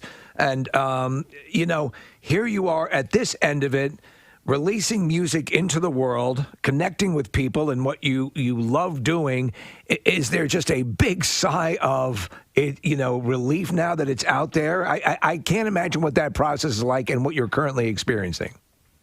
It feels so good. Yeah. It really does. And for us, it's not something we do every other year. It's something that is, it comes out when it happens, when the inspiration hits and the time is right and everything lines up and we know what we want to do. So more than ever, it feels like a very special occasion for us. And, like you said, having so much to get off of our chest personally and just feeling connected, with the rest of the world in this time of the last couple of years, just strain and loss and frustration. Feels so good to be in a rock band. Yeah. Pour all that out into the music. I can't tell you how good it feels. And now, I'm such a detail critic, always hearing all the little things I want to chip away and change, to finally have it done and not be listening to that anymore and just to listen in my car and enjoy it. It feels really, really good. Okay, I wanted to ask about that in particular. So, and I would imagine all artists, musicians, maybe not all, but some go through this where you have this final product, you're very proud of it. It's sat for a little while, it's sunken in. Do you go back and go, man, I wish we would have done that. I wish I would have added this harmony. I wish I would have tweaked this and that. Are you okay with, or is that just natural? That hasn't happened yet. Okay. I don't think that about the new stuff. It's funny. I'm hearing so many little things when there's still the chance to change it. I'm hearing this and that and this and I don't know and maybe this and one more of this and we need more background vocals and all that. But then once it's done, finally stepping away, I'm like, I don't even remember all the details I was honing in on anymore. It just sounds great. Yeah, you know what, and that's why I would be a lousy producer or anything in that position because you constantly want to be changing and tweaking and doing this and that. You had Nick Raskuletis as your producer, one of the best rock guy that there is to it. And, yes. And does he tell me about your working with him and what that experience is like? He's the best. He's incredible. And that's part of what makes that happen. He's very much in on the details like I am. We work really well together. We don't always have the exact same idea. It's good to have somebody who has different ideas and goes, hey, maybe you should try this one other thing. But really, it's so good to have somebody that you really trust who can say, you know, when you're like, what's better, A or B? Like this take or that one, or like for me to go up here or go down here. Somebody who's just like a good sounding board of like, dude, it sounds great when you do it, when you go up. Let's go for that. That's, you know? you got to have that. All right. I also wanted to ask, you know, Steve had mentioned the fact that there's a lot of there's a lot of message you're getting across with this music. There's a lot of things happening. You mentioned a lot of tragedy. There's some good things too, but I wanted to ask you on a personal note. When I will sometimes listen to songs for years and have no idea what the artist was the message that they were trying to get through in this song. Now, I may love the melody and the harmonies and the rhythm and all that stuff, and I like the song, but don't really know what it's about. Sure. How do you feel about that? When you've poured emotion, you've written these lyrics, you're getting across a very specific theme that you want, and people don't get it. Is that okay? It's totally okay. Okay. Honestly, I write in a way that is very cathartic for me. And in some of these songs, I hear what I'm saying, and I'm like, there's no way anybody can hear this other than exactly what I mean. But there is. And something that's really beautiful about art and music is when people can take it and apply it to their own life, for their own particular personal experience, what they're going through, and let it be that for them. I think that's a beautiful thing. And it's funny because I want to break down and explain as much as I can about our lyrics, kind of, but there's another part of me that doesn't, because it's sort of better when you see what it turns into for somebody else. It's kind of more powerful that way. I've had songs that totally move me, and I didn't know that they were about something for many, many years. I was like, oh, that's what that was about? Yeah. But therein lies the beauty of the subjective nature of music. But there's something, and I wonder if you agree with this, and I think it might in some way speak to why vinyl has become more popular again. Having album cover art and having an artist, I used to use when I would listen to music and listen to MMR. Yes, Kathy. Hey, and just another note: some of the schools are actually closing early today because of the weather that's coming in. They want to get the kids home before the flash floods come in. Good idea. So make sure you check with your district. Okay, good idea. I want to do something nice for Casey. Why? Just because you were kind of, a little funky after that last conversation. But anyway. Which she was fine with, by the way. No. Was she? I don't know. It's all good. Hey, something special just for you. Bring it in, please. Bring it in. Ladies and gentlemen. Is it a puppy? Turn around. Wetzel's Pretzels. I just put a dip in. I just put my tobacco in. Oh my God. Ladies and gentlemen, Wetzel's Pretzels for Casey, who just put dip in. You could have skipped that part. Like the swastika. You know me, Kathy. You know me. We got a letter here from President Steve Show. I have not seen this yet. Marissa told me this arrived. I didn't order these for you or anything like that. It was brought by. But Kathy did. Thank you, Kathy. Okay, it's long. It's long. We'll read this off air. I'll check it out. But it's from Simi and Mike Wetzel's Pretzels Fashion District. They wanted to congratulate us on being in the National Radio Hall of Fame.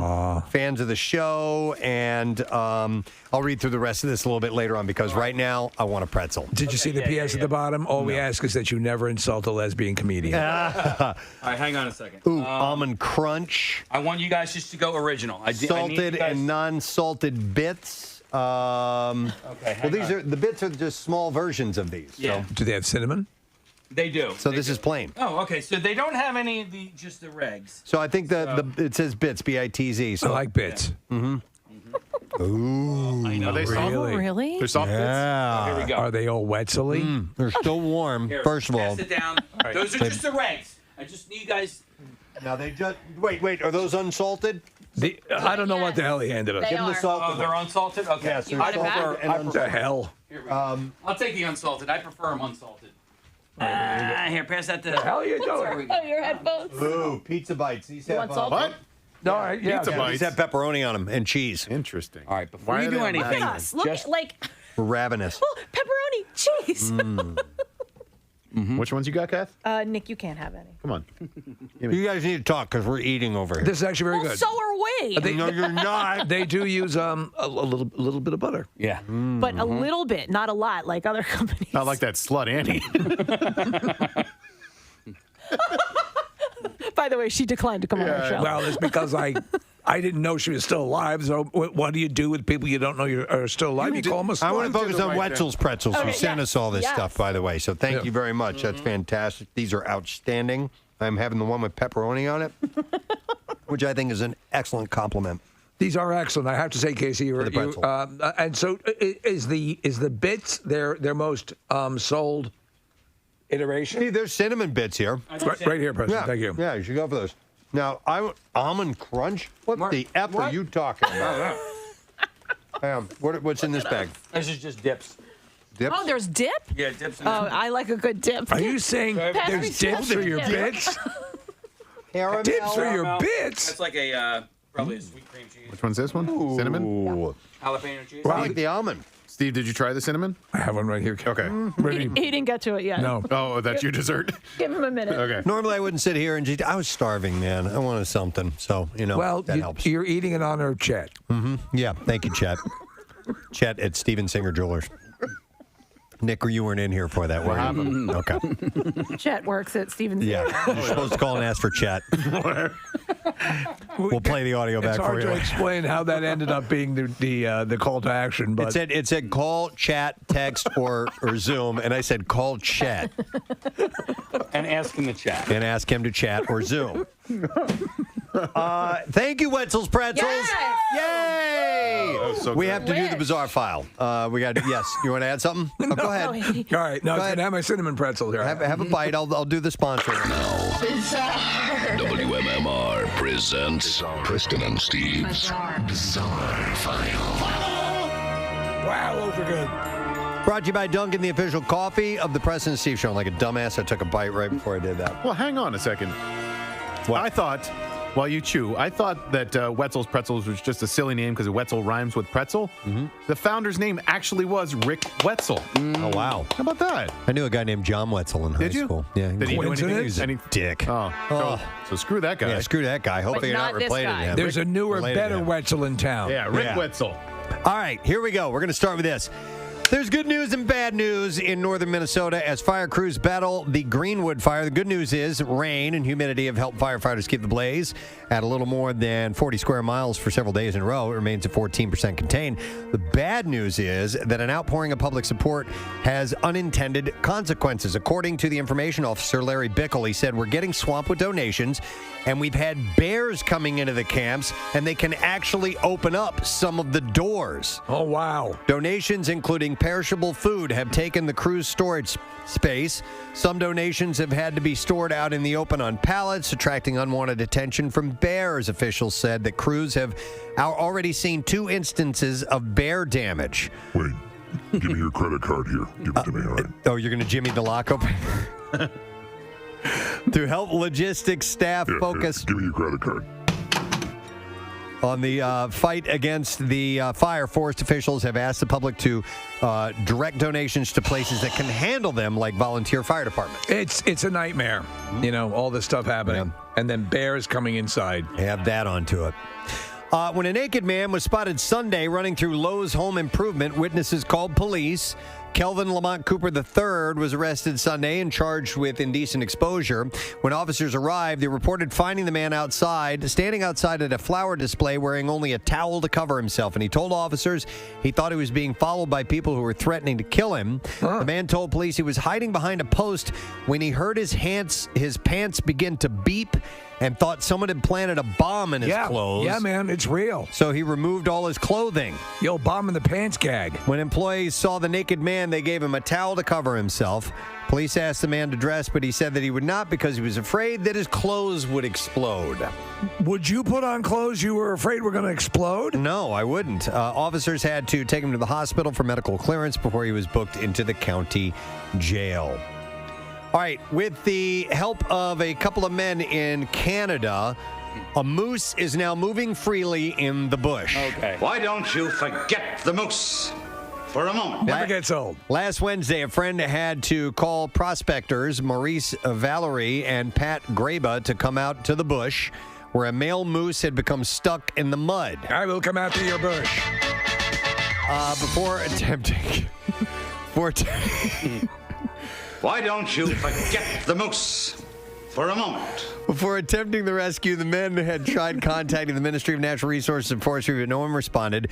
Valerie said it was about 3 or 4 miles from my home, so I thought it wouldn't be much of a job to go over there and try and get him out. Canadian Moose Service. He added that if he and his friend hadn't helped the moose, it would have perished. He was buried all the way up to his head. He was fighting and fighting and fighting just to keep his head out of the mud.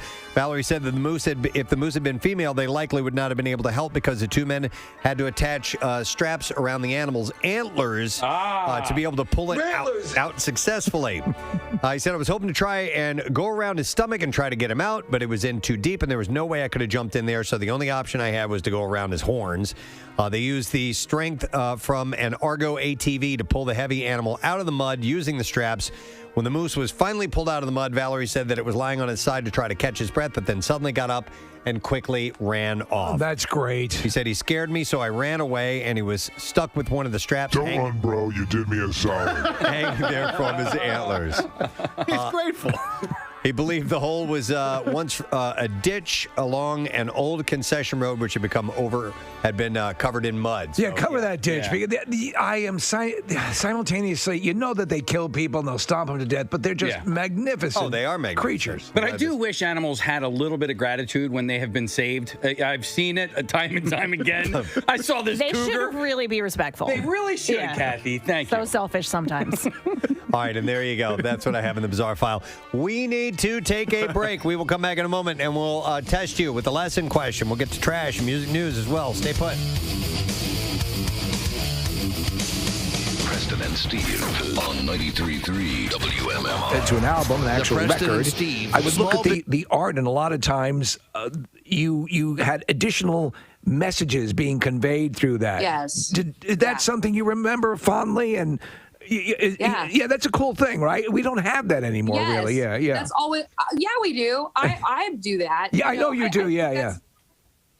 Because I feel like that's what's so cool is you can have there are so many different ways to express yourself and to make an image kind of have a deeper impact. That's why music videos are so cool, dude. We actually just filmed our Better Without You video. It's going to be so cool in Minneapolis, actually. We road tripped it. I drove 13 hours in a car with Troy and my girl Beth. Wow. It was really fun. Got cheese curds and everything. Anyway, when you can take, something and go, okay, here's a visual also that sort of feels like the world that this is living in. I don't know. That is a huge part of it, whether it's album artwork or whatever. Yeah. And we do that. We almost always have some sort of like animal or insect or something that's like our secret spirit animal that goes with the music for each era. This one's a nautilus. And to me, that spiral shape has always been like some kind of a symbol of like eternity, like it keeps going until you can't see it anymore. And Right. It makes me think about the future and the past and the soul and like the depths of things. So it just fits. And it's like, it doesn't have to be that anybody really knows that explanation, but it feels that way to me. So maybe it'll feel like that to somebody else on a subconscious level. Cool. Amy Lee, I was actually having a discussion over the weekend, and your name was brought up as well as Taylor Momsen, Lizzie Hale, and Dorothy. And it was because we were watching the pregame for the NCAA Final Four, and they had a giant Miley Cyrus concert. Now, so I don't want to knock Miley Cyrus at all, but she was, for the masses, the female representation of rock music. And I was, and I listened to her album, and I like it. He likes her a lot. And I do. And so that's why I'm saying I'm not knocking Miley, but I was like, I was a little bit perplexed on why they're having her represent rock and roll when she is not classically known as a rock artist. And I thought, man, Amy Lee would have been perfect for this. Lizzie Hale would have been perfect. Taylor Momsen, Dorothy. There had so many, other, I thought, better representations of rock music. And I wasn't sure what your thoughts were on her being a rock act now. And I'm not asking you to knock anything either. Yeah. And again, with you. I'm with you on that. I feel like it has to do with the people in place that are putting those kind of productions together. They need to hire you guys. They need, if there's a place where, rock music is going to be represented, there's so much rock music with millions of fans. Like, rock is no way dead. Like Right. it is full alive. But we need people in the positions of power and placement to recognize and tap into that rock world instead of always trying to make it, well, what'll just get the most people, that have heard this name before or whatever to care about it.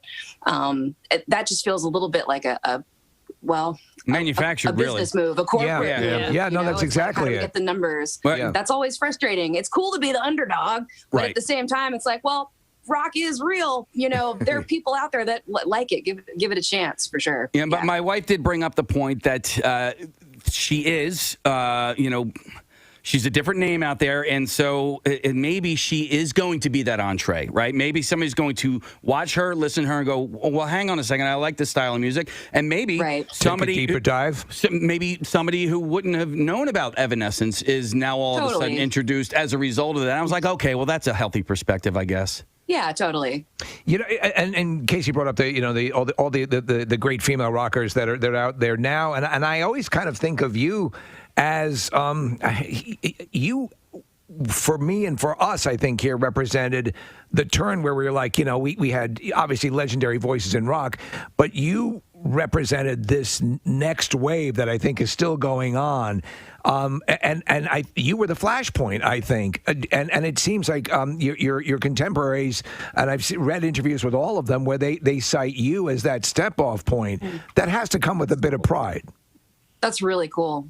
It's so much cooler doing all of this now, later on in life, with the experience and the respect that comes along with just doing it for a long time and surviving so much. Yeah. It's I would way rather be where I am now than what it felt like when we were starting out. Yes. Yeah. It's badass. It's incredible. There are so many people that came before me, that have influenced me. So many rad women. It's not like I'm like this one pillar of rock. There have been women in rock from the beginning. Yeah, but you had a style which I kind of see as almost like dominatrix-esque.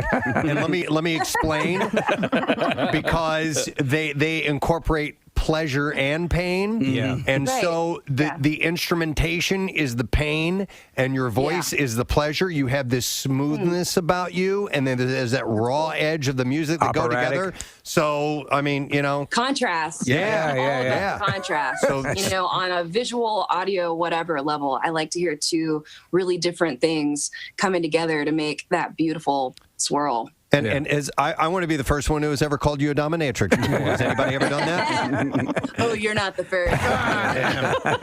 We're on Zoom with Amy, so we can see her in the room that she's in. Are those Care Bears and Smurf dolls behind you? Yeah. What's your pleasure? 80s toys. Do you have any My Little Ponies? Because Kathy was never allowed to have a My Little Pony when she was a kid. Yeah. Wait. We're going to take a look. She's taking the camera over. I'll describe to the audience. My Little Ponies. Several My Little Ponies. I try to keep it in perspective, so like the Grammys and the awards have dolls all around. It's like in front of a gold record and a Grammy, there's a My Little Pony. Several. Wait, and I love the Care I got Bears. My Little Pony climbing the Grammy right now. Oh my The God. Raggedy Ann up there. Amy, I used to go to my neighbor's house and play with the neighbor because she had My Little Ponies. And for whatever reason, and it wasn't that I wasn't allowed to have them, but my mom never got them for me. And I was traumatized as a kid. I Your really mom probably wanted thought they them. were sinful or something. That's really funny. I honestly, I didn't have that many toys as a kid, but I don't know why. Like, there's so many cool 80s collectible. I mean, it's not like it's only the 80s. It happened later too with Pokemon and Beanie Babies and everything else. But when I got to be a teenager and all that stuff was like at flea markets and cheap, I was like, I'm buying every toy that I ever wanted now. Yeah, now that you can afford it, go for it. Yeah, absolutely. So, Amy, with the new record and new music, what are your thoughts on touring and what it's going to be like over the next few months? Because so much of that is up in the air for so many different acts. Yeah, we're not going to be out there this summer, but we are making plans for the end of the year. And I just can't wait. It's been just this thing where we keep making plans, and this is like with tour and everything else over the last year and a half, almost now. You just keep making plans and keep having to push them back, and then you just keep making them again and keep making them again and keep, waiting for that time when you don't have to postpone it again. So we just keep making plans. Yeah. And I feel like now, we're in a different situation than when we were in last year when we just kept pushing it back, hoping for something. Now there's a vaccine. Now things are changing. I've already gotten my first shot. We're headed towards the end of not being able to do it anymore. So we are going to unleash the fury. I am so ready to get out there and just play and feel what it feels like to be on stage, just immersed fully in music with a group of hot and sweaty people. Don't you want that so bad? Yeah, right now? absolutely. Yeah. Absolutely. So good. Yeah. Yes. As a matter of fact, when was the last time you played our MMRBQ? How many years? Obviously, it wasn't last year. Was that 2 years ago? 2019. Yeah, because I had a great memory of being in the commissary, if you will, and I believe they might have been serving kielbasa sausage, and I started singing Tenacious D, and you were there, and you actually sang with me a little bit. Oh, really? Yeah. Yeah.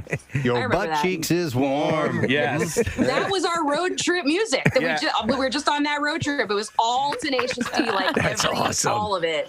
I'm an old school fan from like the cable days. Yeah, like the HBO show. They played the MMRBQ one year, and they were it was a festival. Yeah. It was a festival, another festival that we did, and nobody really knew them except the musicians, and it was wild to see that. The audience was like, "What in the F?" It was before Jack Black was a household name, man. Every band was lined up stage side, and they were like freaking out. It was just hilarious. Mm-hmm. It's so funny because it's one of those things, right? Like Spinal Tap, where bands get it on a level where it, especially with the Tenacious D, their musicianship is so good. Yeah. That's part of what makes it so funny. Like all the details of like talking about writing a song and everything, you just relate to it. That's right. And it actually sounds great. It does. They're really great. And Pick of Destiny is just you can watch that over and over again. I wanted to ask you when you were performing, when you said getting back to the concert dynamic. What's the better scenario? You're able to roll out the music, and a lot of your listeners have heard it. They're perform live with that energy, or they come already pre-schooled on the music because they've been listening to it over and over again off of the album. It's cool when they know it a little bit. That one of the cool things about this situation is we're going to be going out there playing the new album. Right. And by the time we're able to be up on stage playing it, the fans have been living it with it for a year. I mean, we started releasing the songs, already a year ago now. So it won't be that, ooh, what's this one? I haven't heard it before. I mean, it'll be cool to hear it live, but they'll know the words. And I think that's going to be really powerful. Yeah. I remember when I would be going to a concert, I would take a little bit of time to do the work, to get the album and listen to it, and then go. It's a completely different experience. And were you the same way when you were pre-rock star? Yeah. Yeah, even now, like if we're gonna go to a show and it's a band that like a friend wants to go to that I don't really know that well, or I know like the hits, but I don't want to be that person. Yeah. Like you always jam that album that day when you're like getting ready to go, just so you're kind of familiar with what's going to happen. It makes it more exciting when the songs you like do happen. It serves you better as you're paying for this ticket. Yeah. You're going to get more out of it if you listen to the material. I remember Rush had done a tour, and it was a concept album that they had, and they said they were going to mainly just be playing music from that. So I did my work. I listened to it. I loved it. Our boss did not listen to it. He thought it was a lousy concert. I thought it was an awesome concert. Yeah. So that can be the difference. You got to listen to the material. I totally agree. Hey, I wanted to ask because Taylor Momsen's name came up, Lizzie Hale's name came up. There are a couple of the featured backup singers on this album. There are several people that you brought on board, and all of this done remotely. How was that? I mean, just a quick phone call and they're in type of thing? Pretty much. Yeah. It wasn't completely remote. That was when we were recording Use My Voice. It was right before the shutdown. It was the beginning of last year. So we recorded in Nashville. That's where Nick's studio is. And Lizzie, and they live here. So it was easy for her to come by, like check out the song, get in the booth. And Dina Jacob from Viridia, my friend who helped me. Philadelphia Tattoo and Arts Festival, which is September 10th through the 12th at the Pennsylvania Convention Center. The question that I have for you today is, Casey's lunch lady had tuberculosis, and when she died, she slumped into what food item? 215-263-WMMR. All right, Casey's lunch lady had tuberculosis. When she died, she slumped into what food item? 215-263-WMMR. Call if you know the answer. The trash business is a gold mine. 93.3 WMMR with Preston and Steve's Hollywood Trash. You want stories? We got stories. What's going on, Steve? Well, actress Sarah Paulson is being attacked for wearing a fat suit while portraying Linda Tripp in Impeachment, American Crime Story. Critics are saying casting Paulson denied an overweight actor access to the role, as well as the craft services table. Hey! Tiger King nemesis Carol Baskin has sold the property once owned by Joe Exotic with the stipulation it can never be used for a zoo. Baskin also stipulated that a big boulder on the property must never be moved because it's not like there are garbage bags with tiger poop covered bone fragments underneath. Oh my God. And finally, Jay Cutler admitted during a recent interview that he's having a hard time since he split from Kristen Cavallari, not dating a lot. The wealthy ex-quarterback says there are many nights when he ends up having to settle for just a fivesome. That's your Hollywood Trash. To the phones we will go to get an answer to this question. Casey's lunch lady had tuberculosis, and when she died, she slumped into what food item? I will go to Charlie and see if he knows the answer. Hey, Charlie, good morning. That would be lasagna. Yeah, we'll go with that. Absolutely. Hang on a second, Aunt Charlie. We are going to set you up with a 4-pack of tickets for the 23rd Annual Philadelphia Tattoo Arts Festival, September 10th through the 12th at the Pennsylvania Convention Center. You can get tickets and information at villainarts.com. Now, Preston and Steve's Music News on 93.3 WMMR. What? All right, we're going to start with this. Gene Simmons tested positive for COVID. With that news, Kiss has been forced to postpone their tour. According to the official announcement, Gene has experienced mild symptoms. Like Paul Stanley as well, right? Yep, he tested So where do you positive. think Gene got? And both the band and crew were quarantining in place while on the road. Right. Tuesday's official statement read that the band and crew will remain at home and isolate for the next 10 days. They are consulting with their doctors and plan to resume the tour on September 9th in Irvine, California. Paul had announced on August 25th that he had tested positive, but has since recovered. He posted on social media, "My COVID symptoms were mild compared to many others, and let me tell you, it kicked my ass." But he said it's over now. Everybody on tour with Kiss, has been vaccinated, and the band continues to urge people to do the same. Oasis co-founder Tony McCarroll, who played drums on the outfit's debut, Definitely Maybe, an album that announced the rockers' arrival to the big league, is recovering from a heart attack. Oh, my God. Yeah, the 50-year-old Englishman shared the news from his social accounts and paid tribute to the National Health Service, UK's publicly funded healthcare system. He said, "Want to let you know, I was admitted to the hospital on Thursday after suffering a heart attack on Wednesday night. I'm not quite out of the woods as yet, but just want to give a massive big up to our NHS. We are more than fortunate to have such a service," he said. "Thank you." McCarroll had played a big hand in the rise of the band that was, without question, Britain's biggest rock act of the 90s. He had helped form Oasis with his schoolmates Liam Gallagher, Paul Arthurs, and Paul McGuigan before Liam's older brother Noel came on board. His work can be heard on the early hits Live Forever, Cigarettes and Alcohol, Rock and Roll Star, and more. As Definitely Maybe went on to hit #1 in the UK, and is now considered by critics a stone-cold classic. He had a falling out with Noel, and he left the band in April 1995 prior to the sophomore album, What's the Story, Morning Glory, and was replaced by Alan White, who remained there until 2004.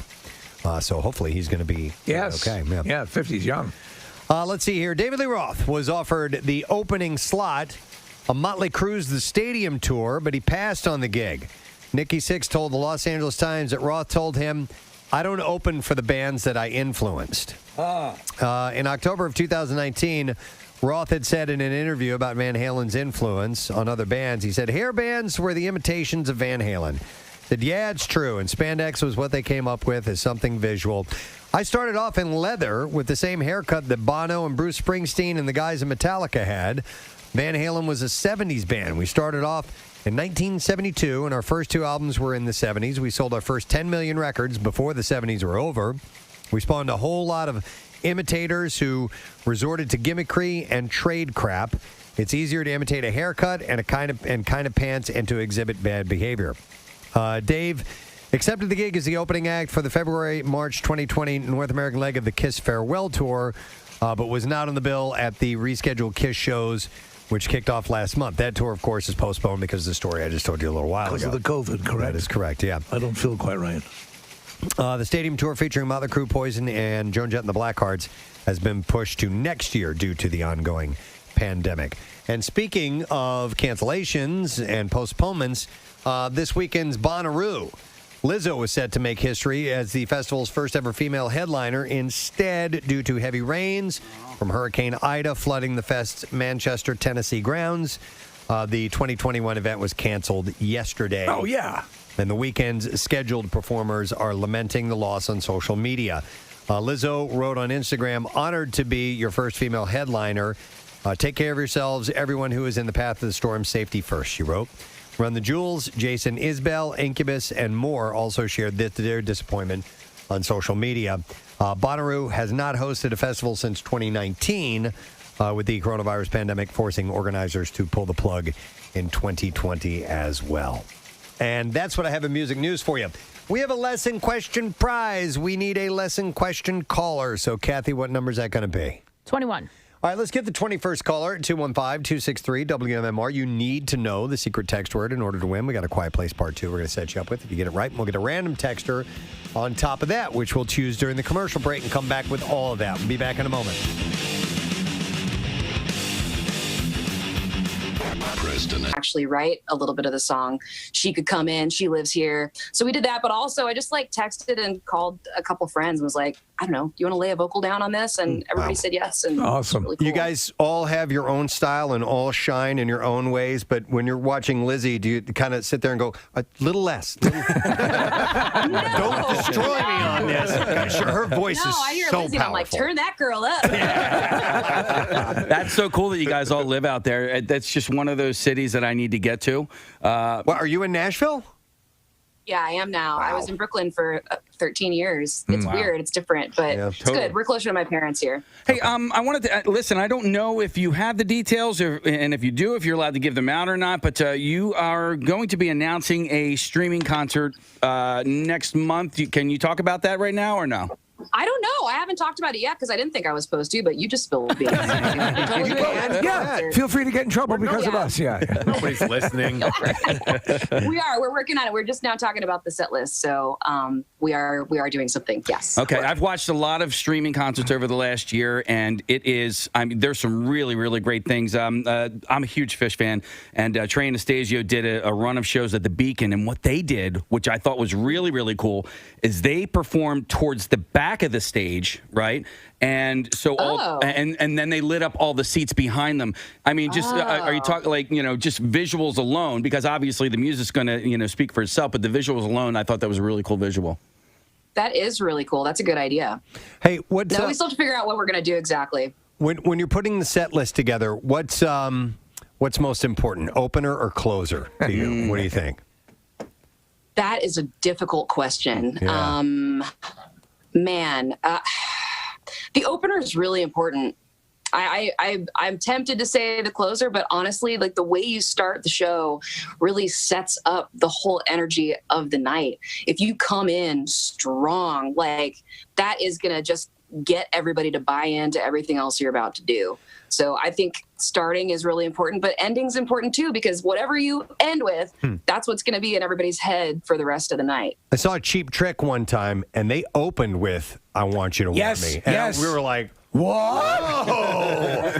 And I still remember that to this day. That blew me away. There's a lot that can go into, there's a lot behind those moves, I think. That's a statement. It's like, if you guys came to just hear this one song, you can leave now. We're not The rest of the show is for the fans. You guys want to go to the bathroom? Just go. Get to the back. This is for the fans now. That's what that says to me. We had a show one time, and we won't mention the band, but the band opened and closed with their hit at the time. It was like it was a weird thing. Well, it was the New Radicals, and they really didn't have much material. Pretty much what they had. And that's a great song. You get what you get. Absolutely, yeah. But hey, I wanted to, and I don't know if we've talked to you since you guys released your cover of The Chain, but what an amazing rendition of that song. And I just wanted to thank you for doing that, choosing to do that, and releasing it. Yeah, and ballsy too. Yeah, you know. I mean, that's a bold shot at a song that's got its own identity for sure. It was awesome. Totally. Man, it felt really good to do. Our band is made up of people. We all have a little bit of a different taste in music, and we all like different things. And, you know, some of that contrast between us is what makes it great. But one place that we all super agree is Fleetwood Mac. So to be able to go in and for us all to just be like, yes, like equally excited to have the opportunity to do it was really cool. And my thought on covers is always find a new way, like make it somehow like really your own, because if it's really just going to be another version of the original, like that's just, I don't know, I want to go hear the original then. Like that to me is like that you're just reminding people of a version they like better, which is it's the problem. Like bring a new perspective to the table and see if you can show, you know, another potential interpretation of the music. So that song definitely, you know, it's different. It's very different from the original. I really like it. You mentioned each band member having their own taste, and then confirm or deny, is your number one pie choice these days pecan pie, and how did that happen? You guys research deep. You went far on Instagram. Can you confirm or deny? Confirm. I love pecan pie. I mean, I like food in general. I'm a food person, but I think that was like last Thanksgiving or something. I was like, okay, I'm making a mark in time. Like, this is my favorite. I'm tired of playing around. This isn't a joke anymore. So you pronounce it pecan pie, which is how I say it as well. Steve says pecan. Yeah. So then where are you from? Where did you grow up that you got that pronunciation? I actually grew up all over. My dad's was in radio for 30 years, so we're kind of a no dialect family. South Florida is where I grew up as a small child, but then Illinois and then Arkansas. But I mean, I've lived everywhere, kind of. All right, what did he do in radio? Pecan. We say pecan. Pecan. What did he do in radio? He did what you do. He was a DJ, a program director, morning show. Oh. We traveled. That's why we moved around a lot, you know, just different jobs. Wow, cool. Excellent. Well, listen, we're excited about the prospect of maybe, you know, a streaming show coming up, and obviously you doing the live stuff, which is going to be fantastic, and the new album is great. So, Amy Lee, congratulations to you, the rest of the guys in the band. Thank you. And just keep doing what you're doing, and we love it, and we appreciate it. Thank you. Can't wait to see you in person again. Yes. Excellent. The Bitter Truth, Amy Lee, Evanescence. Thank you very much. And thanks for coming on this morning. So, wow. She's so cool. She's awesome. I love it. I love this. I was looking on our next guest Twitter account, and he's got a tweet from Ryan Reynolds. Yes. It says, excited to see the Snyder Cut, but ahead of its debut, and with the aid of a good amount of aviation gin, tonight at 6 p.m., I'll do something I've never done. Actually watch The Green Lantern. Happy St. Patrick's Day. That was sent to Zack Snyder. Ladies and gentlemen, we're very fortunate to have this gentleman on. He was gracious enough to give us this wonderful interview at the Camp Out for Hunger. It was fantastic. So cool. And we're stoked on the day that this big event that we've long awaited, that he is joining us this morning, is very, very cool. I mean, the stuff that so many people thought would never happen, and here it is. Please welcome Zack Snyder to the show this morning. Zack. Hey, guys. Hey, how you doing, man? Doing great. Doing really great this morning. It is an exciting day for a lot of people, including, most of all, you. And the first question I want to get into, Zack, is just to remind everybody, how did this come to be? Where did this idea start that this movie needed to go back and be redone and added all this extra footage? I think it was fan-based, was it not? 100% fan-based. I don't know. It's a long saga of what happened during the film. People might not know that the original Justice League that was released in theaters, that I've never seen the movie. I left the project due to a family tragedy that we had, and so I never completed the film. They brought in another guy to finish it, and they made a couple of changes in my absence, and so. I guess there was a hashtag that circulated called "Release the Snyder Cut," and that hashtag started on November 17th, 2017, which is the day the movie was originally released. Wow! There was a guy who walked out of the theater and just went like, "Nope," and tweeted that. And since it's been tweeted millions of times, the studio finally was like, okay, well, I guess we have to do this. It's miraculous. Yeah. It is a miraculous thing when you stop and think about it. So the actual release itself, Zach, the actual movie, that it's in existence the way you originally envisioned it, but now the story of it has become Hollywood legend as well, how this actually was executed. So something that I'm sure would have to frustrate any artist and any guy, and I consider you a visionary. Preston and I, we all love your work. I mean, we're massive fans. And to think, okay, I guess I have to cast that one into the dustbin of, that, and then to be able to go back, and then you're getting things like IGN saying Zack Snyder's Justice League is a vindication for the director and the fans that believed in his vision. That's got to be awesome on this day to hear stuff like that. Yeah, it's really cool. And just the fans have been so amazing.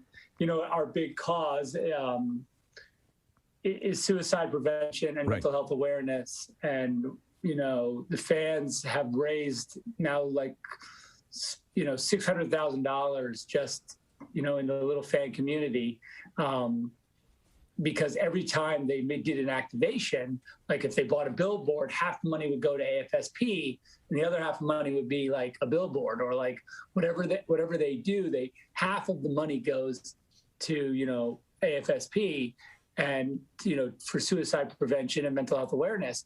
And it's just an incredible, I've said 100 times, like, well, if there was no movie, what the fans have done is incredible.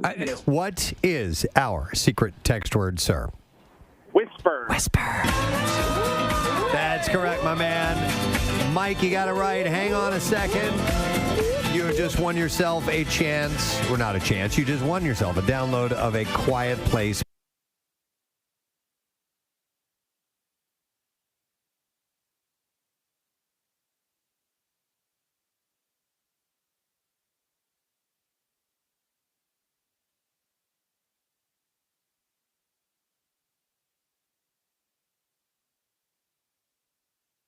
Today, Cameron Esposito. Hey! Cameron is appearing at Helium Comedy Club on Friday, Saturday, and Sunday.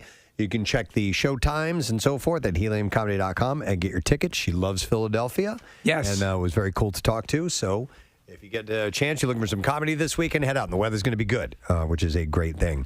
Also, I guess we need to just do the letter of the day, and Casey's going to handle that. So here we go. Preston and Steve on 93.3 WMMR. Now, the Daily Letter. All right, the Preston and Steve show is brought to you today by the letter N, as in never mind. Okay, and we have one more letter to go. We will give that away.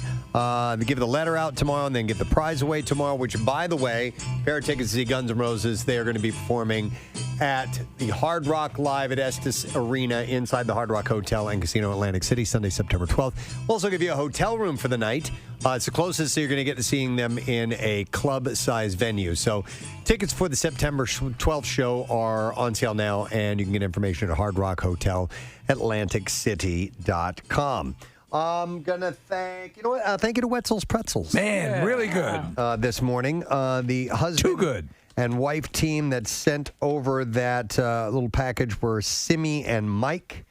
And they, I'll read a little bit of what they wrote to us. Thank you, Casey, for deciding on Wetzel's Pretzels during your visit to the Fashion District. Our first Wetzel's Pretzels was the exact same experience as Casey's. It was like we discovered gold, and we knew we had to bring this to Philadelphia and hopefully the surrounding areas.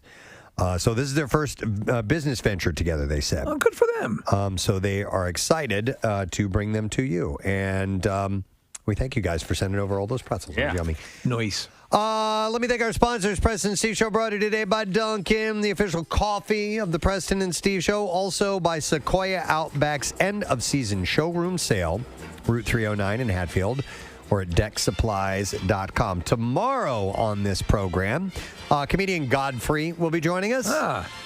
Dave Coulier will be Dave Coulier on the program. And for the first time in history, we, the Preston and Steve Show, get to start the back-to-school A to Z. We will have the first song right after our